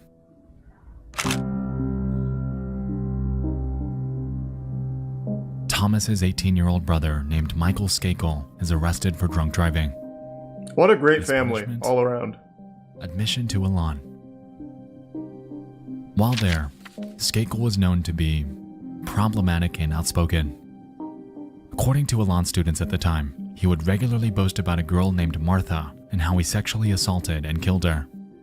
One student named Gregory Coleman, What a weird thing to recalls this brag about. vividly, recounting how Michael had gone on record to state that, "I'm going to get away with murder.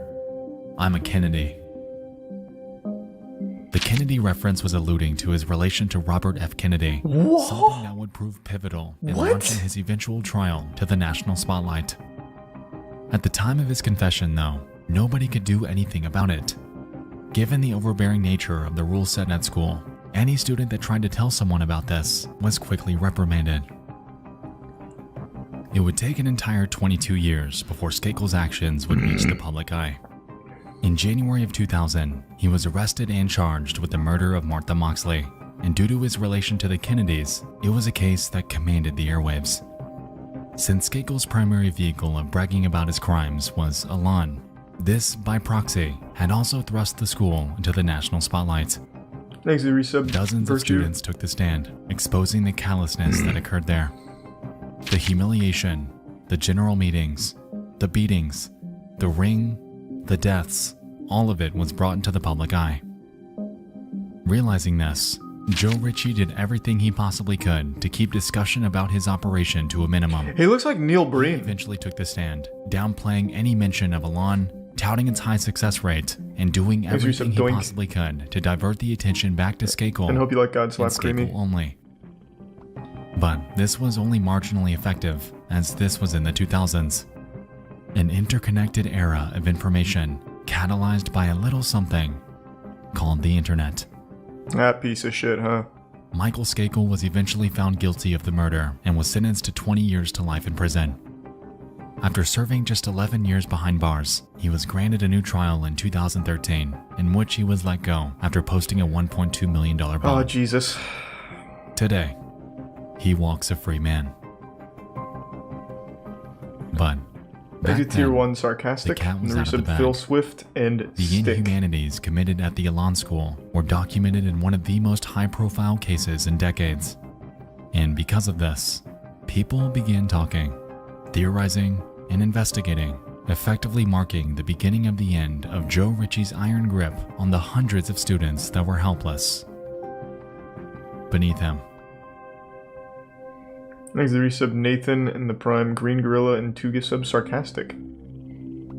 But with his weakening grasp on the media surrounding his operation came a different hurdle that Joe Ritchie would soon have to overcome. In June of 2000, he was diagnosed with lung cancer caused by his well-known addiction to cigarettes. And just 6 months later, on the 29th of January 2001, Joe Ritchie would pass away in Portland, Maine at 54 years old. As a result, his second wife, Sharon Terry, would take over operations at Elan. It was clear, though, that due to the increased publicity among the rising alumni testimonies, the idea of Terry having a lot of PR work on her plate was putting it lightly. Throughout the years, numerous changes would be put in place in response to Hold on, someone just said something. Skakel is in jail, by the way. His conviction got reinstated in 2016. Thanks to resub Monty, Geo Expert, and Chasing Bubbles. Well, this video is brand new, and he said that he's a free man. Let me see. Let's take a peek.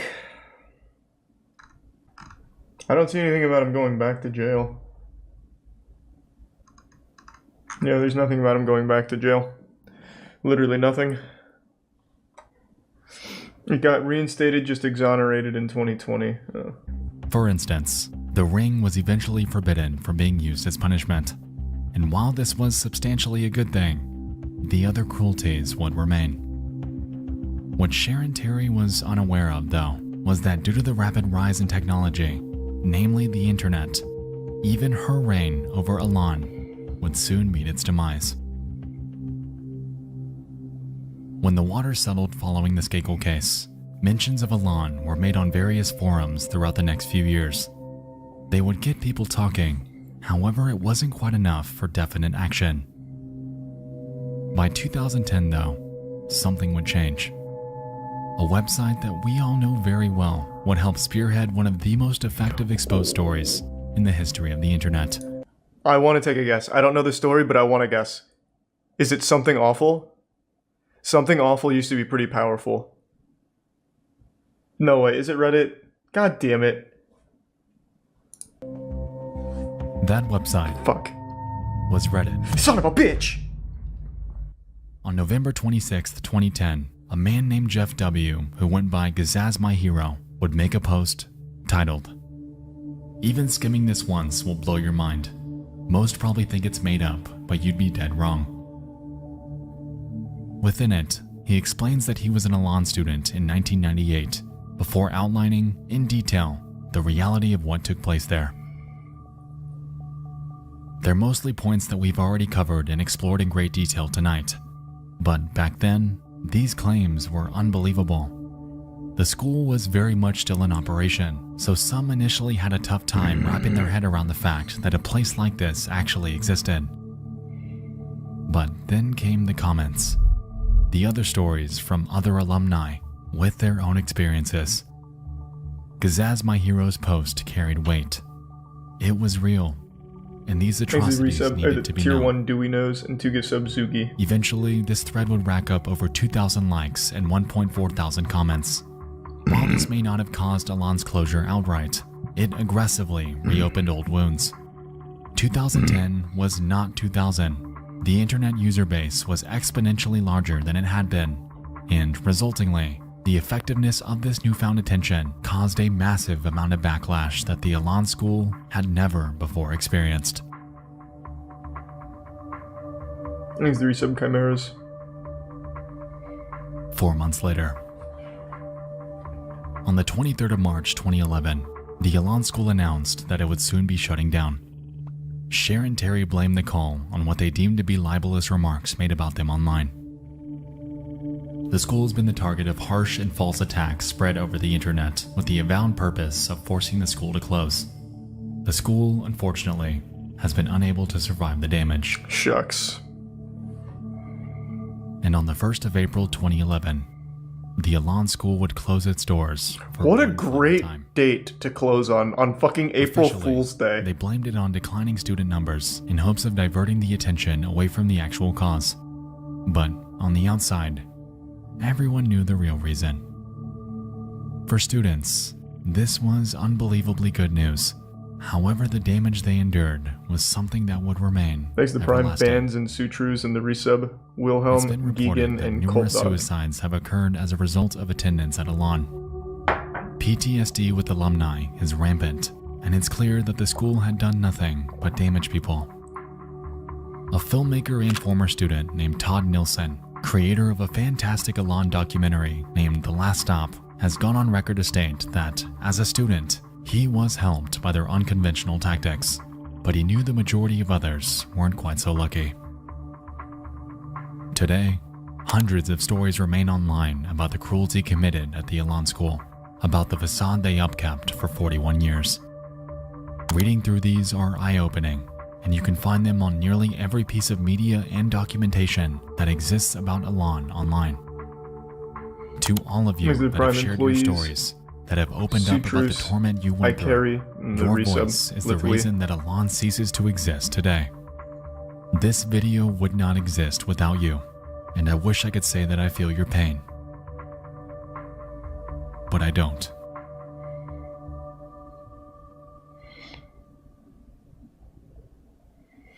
What's Sharon Terry up to? Let me take a peek. Sharon Terry, what's going on?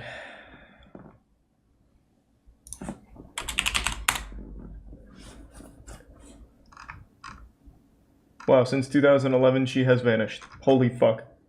Her spirit was trapped in Elan, and when it closed down she just ceased to exist. Holy fuck.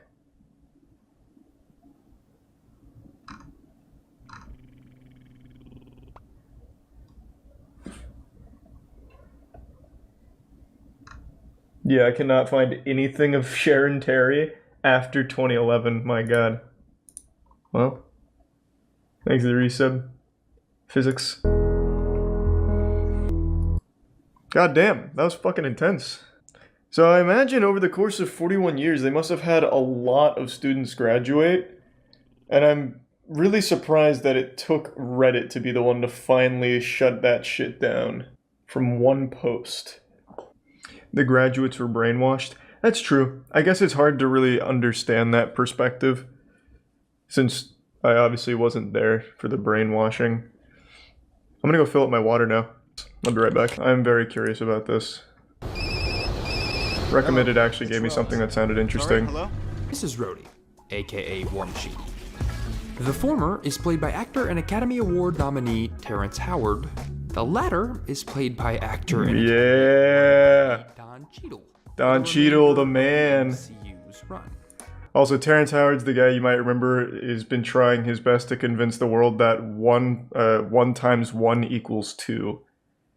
He tries to completely change math as we know it. That's how I know Terrence Howard. The first Iron Man film, but you might not know why. Didn't he want like a ton of money? Within these big franchises that consistently gets torn down and torn apart by the media when you realize what's going on underneath. But having the title of Oscar winner on a resume means that they can also charge more for their performances. By the time Iron Man was rolling into production, so it is a money thing. I'm pretty sure it was just money. Around $3.5 to $4.5 million for that performance. Not bad. This made him one of the highest paid actors in the film. Pretty solid. And at that time, he's actually paid over 6 times more than Robert Downey Jr. He only made about $500,000. Only is the wrong word for that number, I think. Studio on-set money. When a project like Iron Man is successful enough to create a franchise, it's usually great for everyone involved. The directors and producers... Except Terrence Howard. Robert Downey Jr. was rumored to have made $10 million for the second film, a pay increase of about 2,000%. Not bad. He was able to, on the other hand, was actually offered a significant decrease in pay from what he was expecting to earn. I'm jealous. Marvel eventually offered only $1 million. It's rumored that Iron Man director Jon Favreau was ultimately unhappy with Terrence Howard's performance. I do remember hearing that they did not like him. Like, he was very rude. But to make sure that Terrence Howard's future roles would be measured against a larger contract. Yeah, so it really was a money thing, and they just didn't like him in the movie. Returns in the future on the next film or the it's film. It's not super deep, it doesn't After the seem. Dust Settled publicly claimed that he was the one who recommended RDJ for the role of Iron Man, but that he ultimately was happy with the way things turned out. Terrence Howard is a really weird guy, though. Like, aside from giving a bad performance and wanting more money, he's a very unlikable person to work with from everything I remember reading. Plus, he's the guy that keeps really trying to push that 1 × 1 = 2. Billionaire wants to create futuristic city in Arizona desert. And he wants the first phase to be built by 2030. Team 12's Michael Doudna has... Sounds cool to me. But is this utopia built in the desert even possible? Yes. Technology to do what he... Who is this, God? Oh my God. Holy Lord. Where is he? He's the first person that tried to build utopia. In fact, wow. Lord wouldn't even be the first. Man's communicating from heaven. I wish him the best. Good luck. I was just reading about the Jagex situation. They just shut down RuneLite HD, which has been in production for 2 years, where a guy named 117 put 2,000 hours of his life into it, and it was supposed to release, I think it was today, and Jagex today said, fuck you, and they shut it down. Even though they've known about its existence for the last 2 years, they waited until launch day to shut it down, just to fuck this guy in the ass as hard as they could. It was despicable. I was reading up on that. From what I understand, it wasn't the old school RuneScape team that did it. It was more of like the upper echelon of Jagex, but my God. That's some toxic shit. If they really didn't want that, they could have told him at the beginning. I watched the update on Yandere Simulator. No, let's check it out. Is Yandere dev still acting like a weirdo?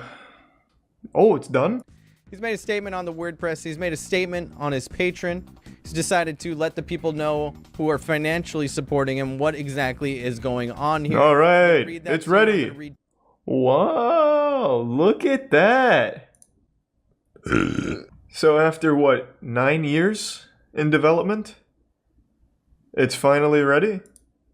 I mean, this is probably one of the most troubled developments of all time. Very public meltdowns, almost nothing going right, but we got there, baby. We fucking got there. It's not actually done. These posts make it sound like he thinks it's done. Oh, it's just a separate game mode that he finished? Jesus Christ. Oh. Oh my God. Alright, I see what's happened here. Jesus Christ. What's the point in never finishing the project? Is there any benefit to him? Yandere Simulator is it's old school. This shit was in development for so long. Most of the big YouTubers played it. PewDiePie, Markiplier, Jacksepticeye, they've all played Yandere Sim. It was a massive, massive game when it was like first released as like a demo thing. And then I believe it was put up as a crowdfunding thing that has just never even been close to done. And the developer has very public meltdowns. He like purges his Discord and Hangouts once a week, or at least he used to. It's been a true disaster of a journey. This guy looks like a sex doll. Is there a human being here? Or, like, the quality's so bad I can't even tell. Is this flesh? He can summon up an army of 200 million people, and he's the head of the world's martial arts committee? Here on my right is Alexander Romanov, who is a grandmaster of an Illuminati group that claims to have started the French, Russian, and American revolutions. Wow. As you may know, there has been a battle going on over the future of this planet. Awfully powerful. Back in May of 2021, I was exposed to a bizarre conspiracy community that makes flat earthers look reasonable by comparison. Unlike a lot of conspiracy theories, which tend to have a small degree of truth, which is often extrapolated into outright fiction, this conspiracy theory is based on nothing but pure fantasy. Imagine if someone told you they lived out the plot of the movie Total Recall.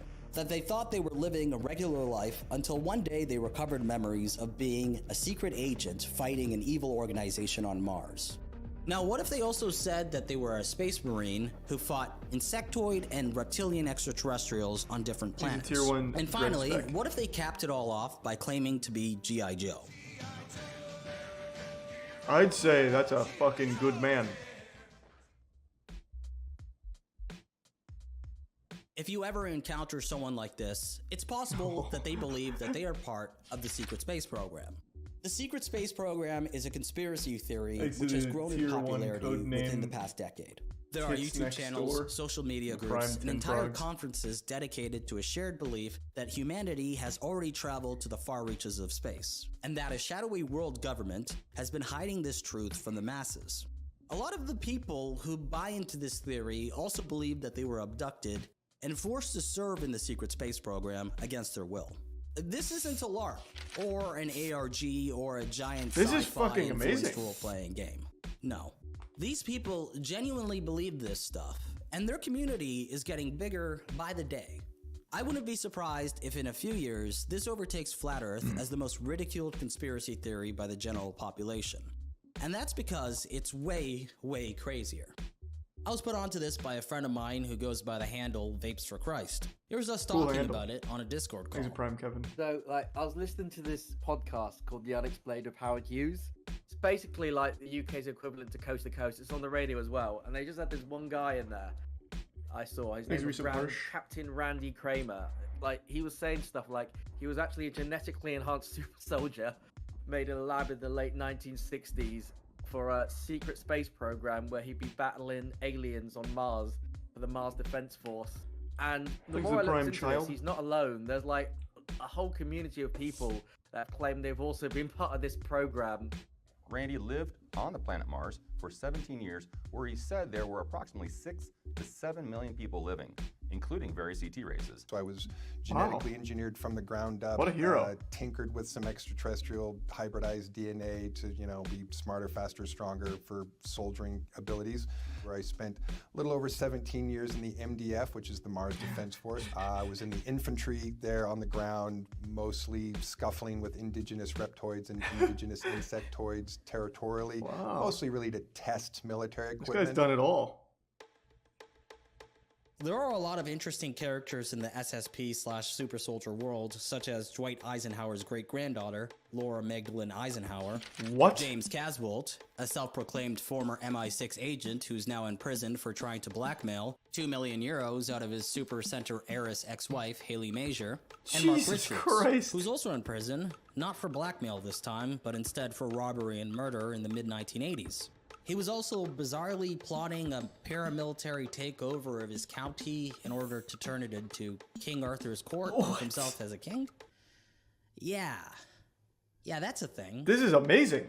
Within the community, these people are known as whistleblowers. Individuals who risk their lives to disclose sensitive information about their time in the secret space program. Initially, I was struck by how these so-called whistleblowers spoke with such earnestness while claiming to have lived out grand stories akin to Z-grade science fiction. And more strikingly was how many people seemed to believe them. There is a secret space program which is funded by our taxes. We pay for our own enslavement. There are factions in space. They have anti-gravity propulsion system. Anything you can think of, time travel, manipulating consciousness, it's all real. Thanks, Reese, a bunch. When I first started looking to this community, I considered making a video about it, but I scrapped the idea fairly quickly. At the time, my idea was to make a video simply exploring the whistleblowers and the conspiracy theory. Well, why not but become I decided one? against it, as I was more in the mood to work on something more ambitious and grand. So I set it aside and worked on a handful of other projects instead. However, there was a part of me that kept thinking about it. I found myself watching SSP videos during my free time, reading articles and browsing their community's forums. Eventually, it became my favorite pastime, and it was something that I was doing every single day. And what really intrigued me about it was it just kept getting crazier and crazier. And that's how I found my new favorite YouTube channel, Super Soldier Talk, which is run by a guy named James Rink. He's been doing it for 13 years, and he's been a hardcore believer of it for even longer than that. I found myself really drawn to James, especially his demeanor. I don't mean to ridicule the guy, but I genuinely just find him amusing. So I am a super soldier. I've been involved in these the secret space program for at least 330 years. I say that he looks great with for a lot of 330. hesitation because some of these projects, they have time compression zones where you're outside of time and the time is going by a little bit slower than the rest of reality. Exit Prime.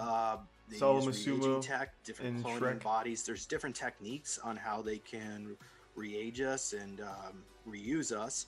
I spent at least 75 years on Mars. Anyway, James runs the most popular YouTube channel in the community. It consists of interviews he conducts with secret space program experiencers from around the world. The guests on James' show all claim to be victims of the secret space program. The roles that they were assigned to in the secret space program vary. Some are shapeshifters. So today we have David Lotherington, who is an Akashic reader, healer, and telepath. And he also remembers being in a facility that trained his shapeshifting abilities, in which I was also a participant of. He recalls Can you experiences still as a shapeshift? super soldier in Kruger and has done training missions with zombies and vampires. Well, there was one kid. There that were turned zombies into and a turtle. vampires There on was Mars? another a female that Surely we could turned cure into an eagle, zombieism. and that was used for surveillance. I myself was a blue wolf. There was another being that turned Cyclone and the into a Reset cat. Insane. Others are cyborgs and off-world medics. Oh, I mean, I started That's sweet. Thanks for the bits, working Liana. on Mars. And have a good I night, was looking Nelly. for bugs, they call them. Thanks for your Mostly sub. mantises. Mantises Bean. were really good at genetics, and they wanted like information from them and stuff like that. Oh, not Genetic Bean. information. Ban, come on. And there's even She-Hulks. Both dolphins and hulks, we can go through walls, go through portals. We can echolocate, but some people call it bilocation. I quickly realized that most of the people James interviews don't actually have any celebrity status within the secret space program community. They're nothing like Corey Good, who sells out venues for his talks. Instead, they are just average believers in the SSP conspiracy who somehow got connected with James and were subsequently invited onto his show. Upon realizing this, I started to formulate a plan. What if I made up a story about being in the secret space program? Well, that's and get all onto they James' do. show Yeah. and share it See, with his I mean, community. that's easy. And that's how I finally found an angle that compelled me enough to make a video about this topic. And the angle was to become a secret space program whistleblower myself. Let's rock.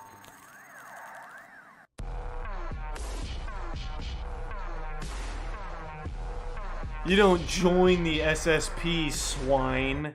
So if my You goal were still sounds too chosen. vague to you, I set up a criteria for how I was going to accomplish it. A set of rules, if you will. 1. Make up a compelling story about my time in the secret space program, which has to follow the established lore of the conspiracy. 2. Get onto a major platform Well, within just the say you're part of the community as Blue a Wolf whistleblower and share my shape-shifting crew. experience. I developed Easy. this criteria after thinking what's required to become an SSP whistleblower. Obviously, evidence of being in the secret space program isn't necessary at all. All that's needed is a story which follows the lore, and, after that, I just have to appear on a major platform and share it. I decided that I would aim to appear on James's channel. 70K Like I said, it's the most subs. popular YouTube channel in the community, and it's even had the illustrious Captain Randy Kramer on it twice. Unlike Captain Randy Kramer, or Corey Good, I was unlikely to get my own show on Gaia.com, so I settled for a more manageable, but still difficult task. To increase the difficulty, I chose not to use my own YouTube channel as a way to influence my way onto the show. Therefore, I needed to find a way to ingratiate myself with James, and hope that he decided to invite me on as a guest himself. Before I did that, I needed to create a compelling story. Sivraj? In order to craft my narrative, I began to study the plethora of interviews available on Jay's channel, as well as the SSP lore extensively. Okay, open up your textbooks. Open up your textbooks. It's time for me to start explaining the lore behind the secret space program. Now, I'm going to try and do this as fast as possible. Exit Tier 1 C96C.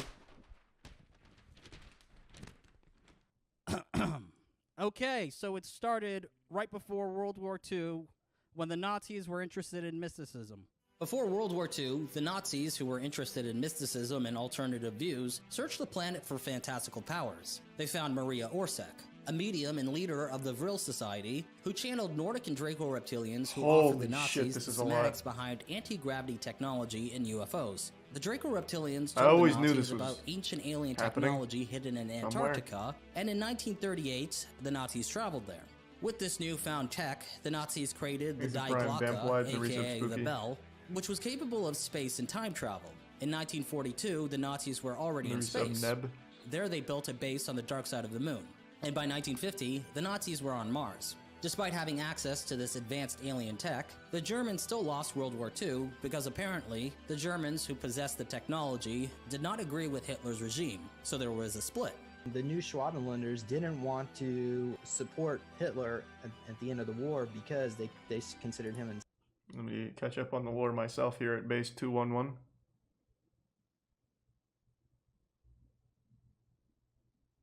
The new Schwabenlanders.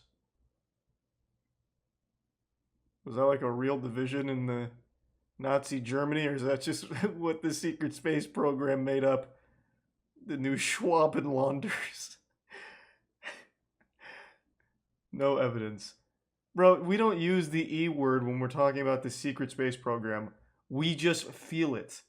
They have unlocked memories. Dumbass. Evidence. Fuck. What are you? Huh? Some kind of science believer? Idiot. Insane. This guy's lived for 330 years on Mars. Okay, you don't understand. The Nazis capable of space and time travel yet. became the Fourth Reich. You don't have And the they pissed lived off to Antarctica experience. in space while refusing to provide any support to the Third Reich Nazis during the war. Anyway, the evil globalists, i.e. the Cabal and the Illuminati or something, engaged in a Cold War against the Space Germans. Meanwhile, the Space Germans were also fighting the Draco Reptilians and various alien life forms in space. The Antarctic/Space Germans would be responsible for abducting people to serve in joint black projects between themselves, the Cabal, aliens, and pretty much anybody with any power at all. This was the beginning of the secret space program. By the 1960s, the Space Germans created Notwaffen, aka Dark Fleet, and began an aggressive expansion out into the solar system, setting up So is bases the entire on secret moons space around program Saturn, Nazis? the Kuiper Belts, and etc. Capable of time travel, the Space Germans also traveled back in time to settle on planets around the galaxy. Now there's 3 billion people, humans that live off-world under various German SSP groups protected by the Notwaffen, translated. Oh my god, so they're Nazis. People who were forced into the Oh, what? In their own lore, they made themselves Nazis? Why? So they're part of the new Schwabenlanders?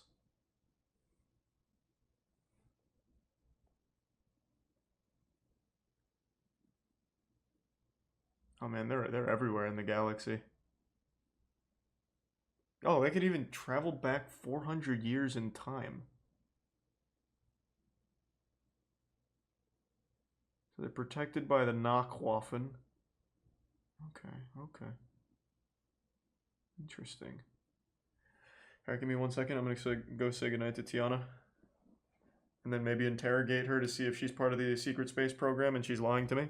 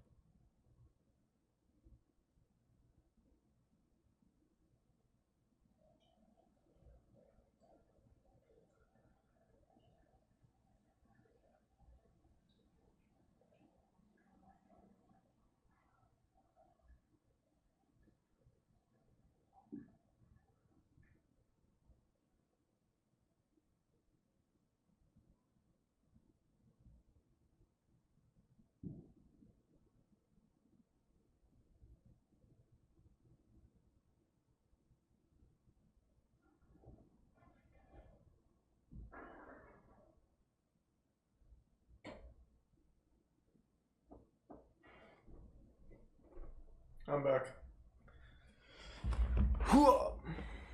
These are tier 1 devil rides in the resub Axel. Now there's 3 billion people, humans, that live off-world under various German SSP groups protected by the Nachtwaffen, translated meaning Dark Fleet. People who are forced into the secret space program are called MILABs, aka military abductees. These people are chosen because they are special and often because they are psychically Well, of gifted course in they're some way. special. Around 30% of MILABs are SSP Everyone who officers, believes in and a 70% conspiracy of is them special. Are used as slaves. Everyone wants to Individuals feel are unique. abducted and could be used as just about anything in the SSP. Super soldiers, pilots, remote viewers, assassins, scientists, forced laborers, and even slaves. So, there you have it. That's a basic breakdown of the SSP lore. After spending months putting together my very own secret space program whistleblower testimony, I felt like I was ready to share it on James' show. The only problem was that he wasn't replying to any of my emails. But then I found an in. On his website was a page called My Lab Recovery Network, which was a list of people offering services to help recover secret space program related memories. At the top of the list was James. And for $200 USD, I could book a guided meditation regression session with him, which is exactly what I did at 6 a.m. on September 1st, 2021. Within 23 minutes, James got back to me with an email which read, "Hi Oki, I'm booked till the first week in October. Can I put you down for Tuesday, October 12 at an afternoon slot or evening time slot, EST zone? Which would you prefer?"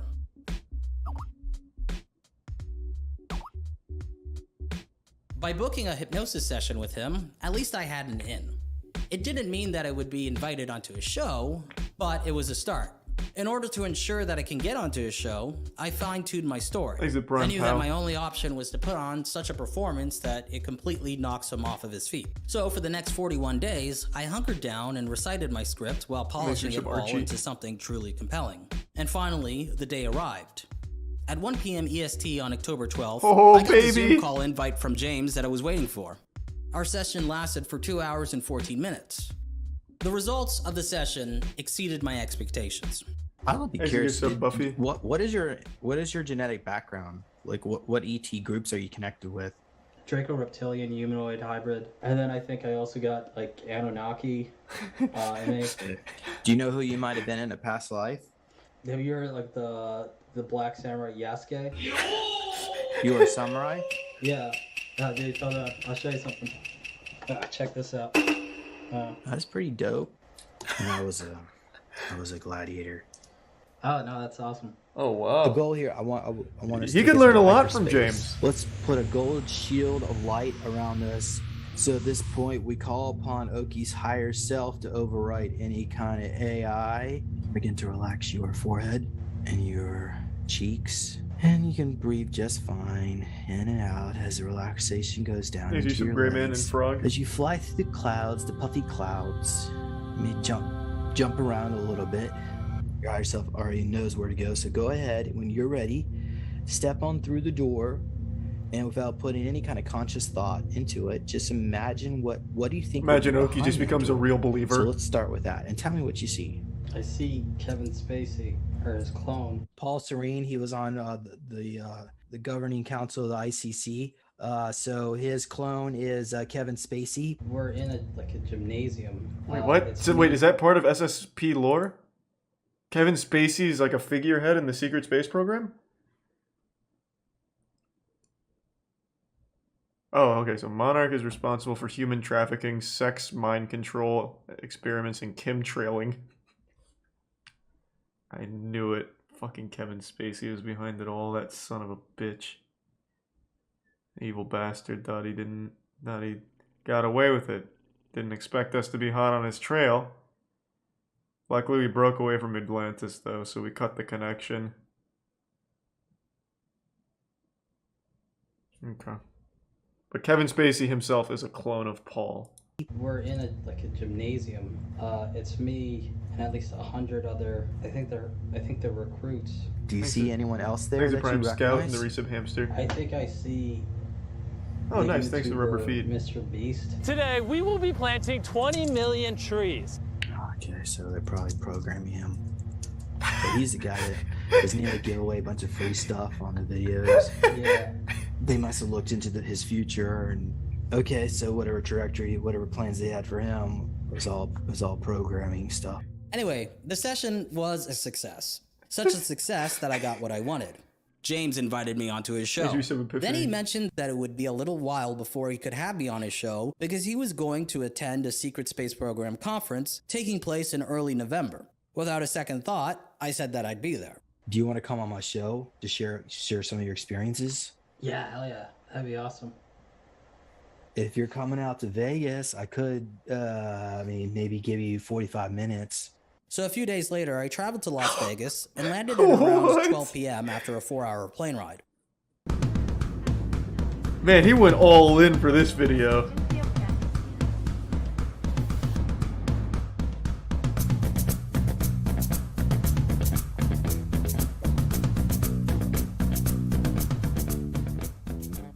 I'm here. Traveled fucking 5,000 miles for a 45-minute interview. Disclosure, 5D events, specifically to meet some super soldiers. People who are part of this, Easy tier 1 they're part of the Juggalo. secret space program. This has been months in the making. Okay, this is gonna be fun, dude. I am so excited for this. Are you ready, Night Docs? I'm as ready as I am gonna be, man.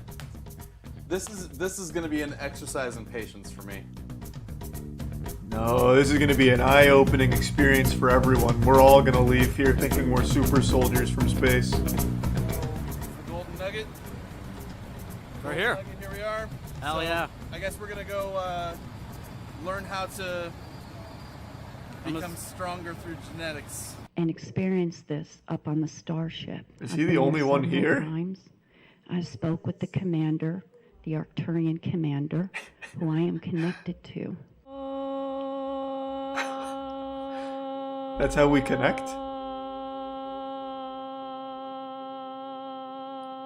Okay, hey. No, I understand it now. They flew us to a separate base. We left this base and we went to a separate one on the moon. And it was U.S. military personnel. And the next morning they gave us a set of clothes to wear and put us on a larger craft and flew us to Mars. Flew out, we got away from the moon and Exit Prime Wabbajack jumped to Mars. The bits yes, SSJ. I was talking about this concert, this Travis Scott concert, where 800 people were injected with these drone mosquitoes. You know, you see that, wow, they can go around. So that's and what inject happened. People. Jesus Christ. It is... Whoops. It is so hard to believe that people like that exist, man. Not only exist, but have other people that believe them. Like, they have influence over other people. That's fucking wild. Think about that for a second. I've said this a million times. No matter how stupid you are or how outrageous your beliefs, you will always have an audience thanks to the internet. You will always find people that agree with you, support you, worship you, or just at the very least provide camaraderie in a positive echo chamber because you are connected to everyone at all times through Twitter and Facebook. So that guy who thinks at the Travis Scott concert 800 people were injected with, what was it? Some super space mosquitoes or whatever. He's got 100 other people in his Facebook group that all think the same thing. Wild.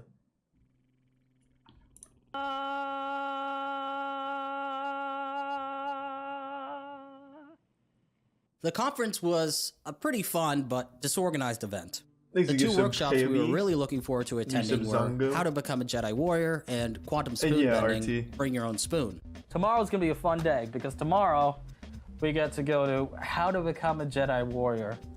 I'm excited about that one. That should be, gonna be yeah, that should be amazing. productive. Unfortunately, when we showed up to the How to Become a Jedi Warrior workshop, no one was there, not even the speaker, so it was canceled. We just got in here. We have no idea. Oh man, what the fuck?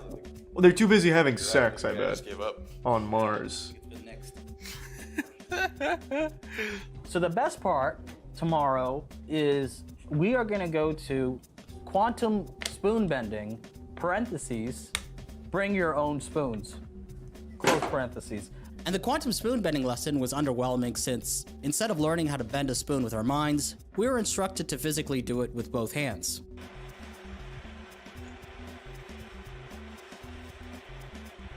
What the fuck? It's real! Oh my god. But the conference was secondary to my ultimate goal, which was to meet James so he can interview me for his channel. It was during a workshop called My Life in the Secret Space Program that I finally got to meet him. Honestly, I felt sort of starstruck. I asked him to sign my copy of his book, and we talked for a bit before the workshop started. While walking around the venue, I noticed that James had sent me a text inviting me to his hotel room for an interview. Suddenly, a wave of anticipation and euphoria washed over me. This was it. Finally, after several months, he ends up getting like Harvey Weinsteined by James. I ran back to the workshop room, found Night Docs, and alerted him of the new development.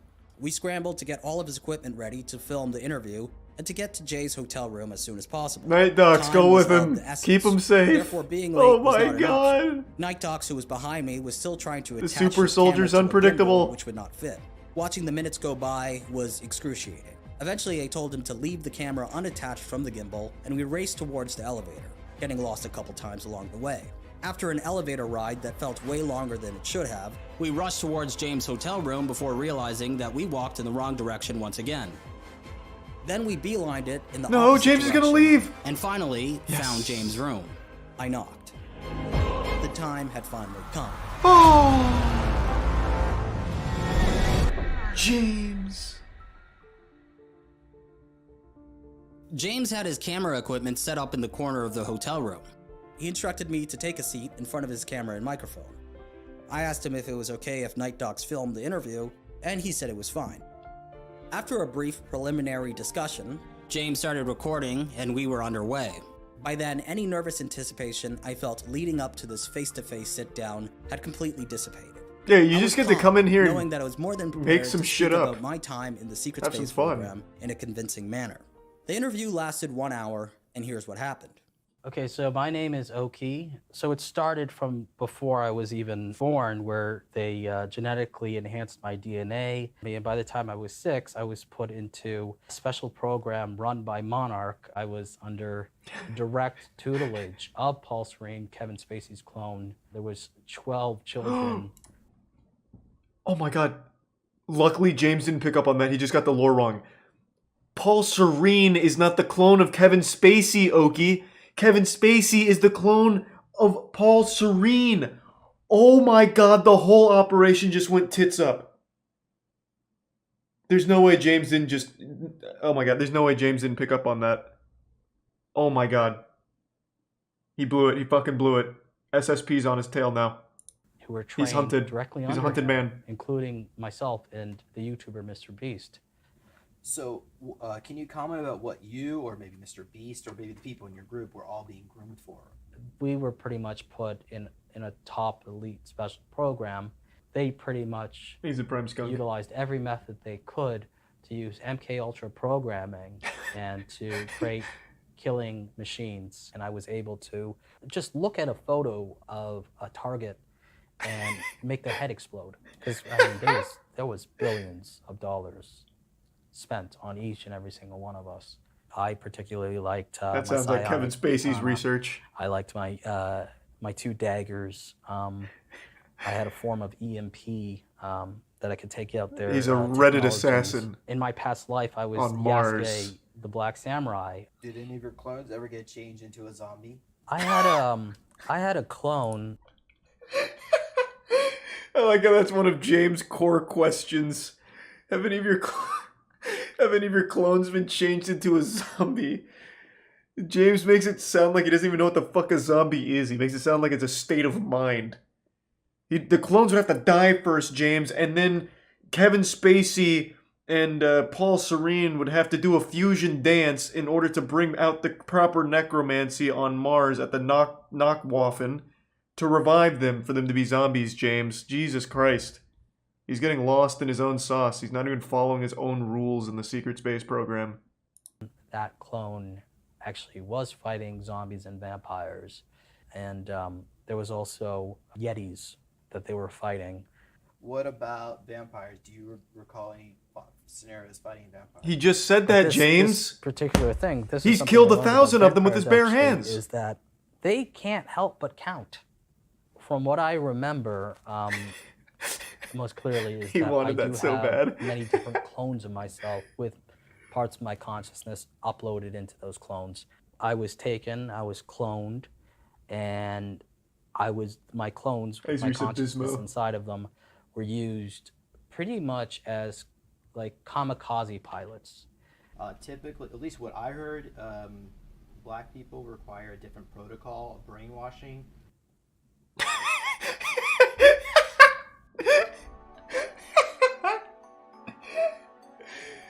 Time flew by, and I was struck by the effortlessness the super soldier is many things, but a coward he is not. He will ask the hard-hitting questions. He will go where no other space program super soldiers will. Story which I crafted.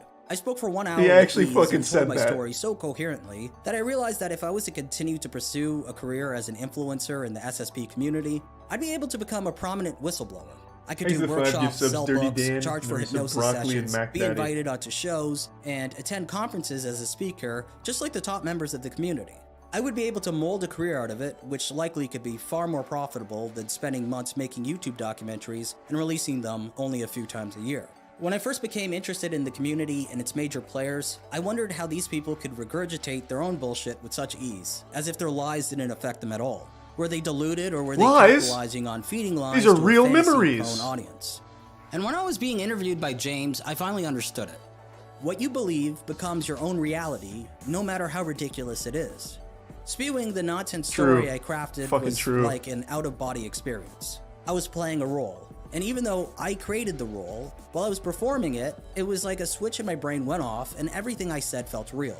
That's At that moment, I 100% managed to true. delude That's how it myself and works. Speak matter-of-factly about That's being why these trained by communities Kevin exist. Spacey's clone along with Mr. Beast. I never broke character. I never felt like laughing or winking at the camera. I spoke stone-faced with deadly seriousness the whole time. It was so easy to detach myself from the situation and make it feel real. Overall, this whole journey has been a fascinating big shooter and slider. I now feel as though many of the questions I had about charlatans, grifters, con men, and even cult leaders, it's starting to make more sense. By stepping into their shoes, I feel like I gained insight into how they operate and what makes them tick. Like I said, if I wanted to, I could have continued to masquerade as a secret space program whistleblower and turn my lies into something truly profitable. Of course, You should have. I Still have no can. interest in doing so. He still could. It's not like they're gonna watch this video. They just exist on their own little pocket of the internet. Enhanced my DNA, and they took the DNA from my father, they put it in my mother, and they were keeping tabs on me. By the time I was 6, I was put into a special program run by Monarch.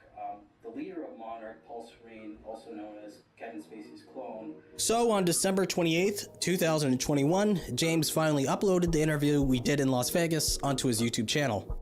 As I record this, the video is sitting around 13,000 views. The response from his community has been overwhelmingly positive. People left comments that indicate that they completely believed me. A couple people said that I was the best whistleblower testimony that they've heard on James's channel so far. And one person even said that they cried the whole way through the video. So that's that. Oh my god. Hold on, I want to read that. I'm so sorry you had to do that. Thank you for your bravery. Oh man. God, like to a certain extent I feel bad for them.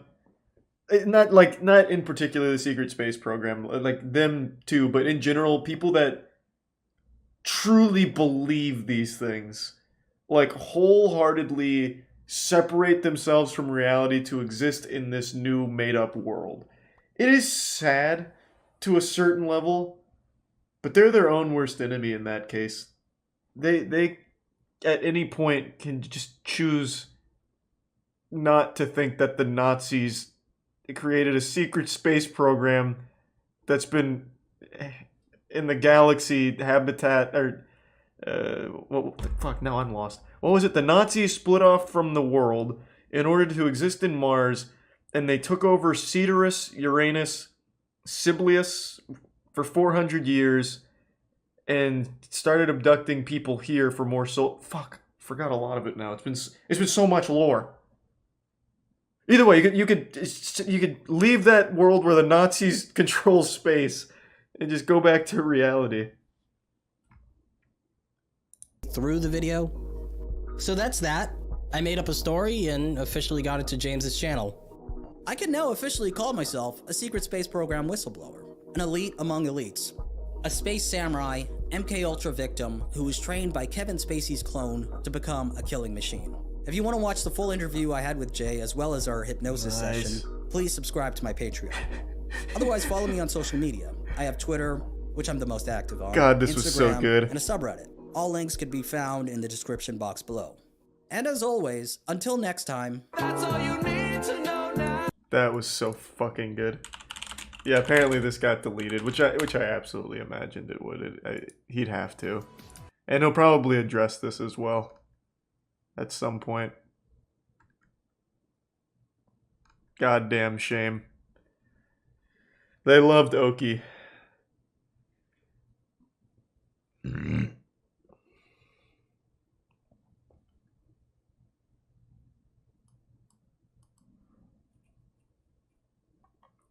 Thanks to the bits Rogue and the Prime Keith.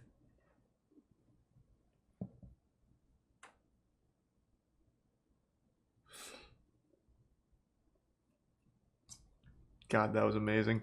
This is criminally underrated for the work that went into this. Dude flew out from Canada to Las Vegas to a secret space program meeting in order to have an interview with the #1 figure in secret space program super soldier lore. The 330-year-old ass-beating, ass-eating super Goliath James. Like that is what it's all about, baby. Thanks for the 5 gift subs, Night Docs. I appreciate that. And the tier 1, thank you for that. And great work. Appreciate the generosity. I want to look more into this group on my own time now. The Secret Space Program. I wonder how big they are. I wonder if I can find any numbers.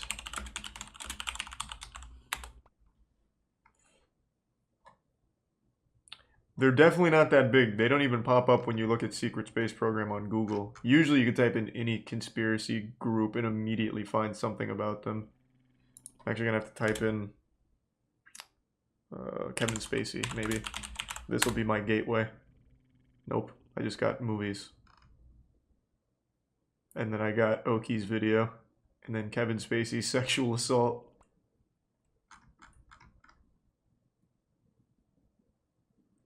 Thank you for the 10 gift subs again, Lawborg. Appreciate the generosity. James addresses it on his website. Let's see.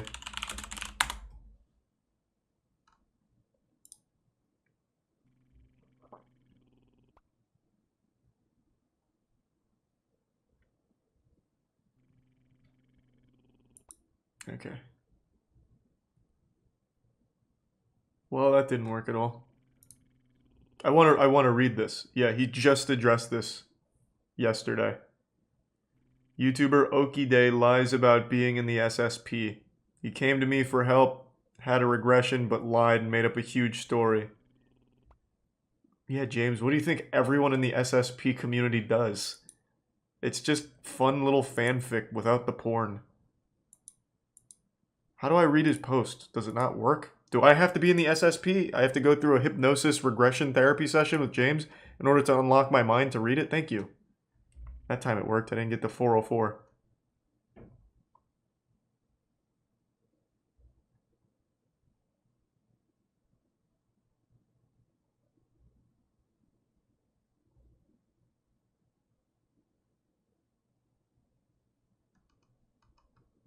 Well, that wasn't very insightful.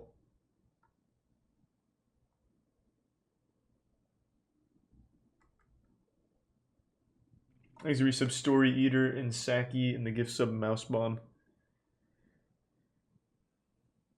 No, we're not doing like Cult Night or anything.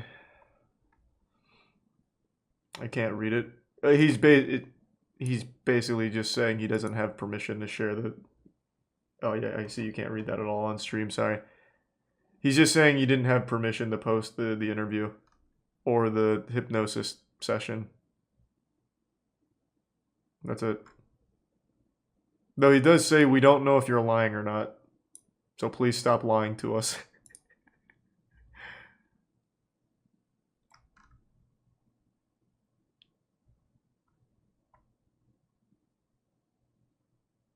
That's kind of sad.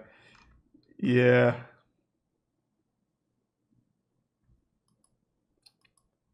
Alright, that was fucking interesting. I love shit like that. I absolutely love it. And you know what I like most about it? It's harmless. They're not hurting anyone by believing that they're Mars soldier veterans who have been biologically enhanced by hybridization with reptilians, vampires, and space zombies. Them thinking that and sharing their creative writing pieces with one another, that doesn't hurt anyone. It's just a bunch of dudes and some ladies occasionally talking about space, sex, and war and drugs or whatever. Like, that's great. Harmless conspiracy. I love it. Love it.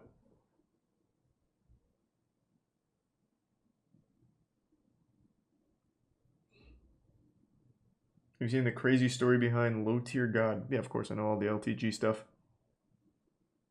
They do identify as space Nazis, though. Yeah, like I said, it's a little weird that they chose the Nazis to be the ones that they are a part of. That's concerning. I don't really know why they do that, but like excluding the whole Nazi angle of the secret space program lore, it's harmless. They made the plot for the next Wolfenstein game. Yeah, kinda. Thanks for gift sub CJ and the gift sub Buffalo. Hey Buffalo. Someone recommended that before Blue Soul. I'm not gonna watch it tonight though. I'm actually getting tired. I think I'm just gonna call it a night. We're not gonna find something as interesting as that for the rest of the stream, so I'm just gonna go to bed. I'm getting tired anyway. Thanks everyone for tuning in. To everyone who donated, big thank you. New subs, welcome aboard. Sub means a lot to me, so thank you for subbing. I appreciate the generosity. And I hope you all have a wonderful rest of your evening and a happy new year. I'll throw you to... Who haven't I thrown you to in a while? Oh, here, I'll throw you to Edgar. He doesn't stream that much. So I'll toss you over to him. Thanks again, everyone. Have a great night. See you tomorrow. Thanks to the resub B-Town and Tier 1 Tristan.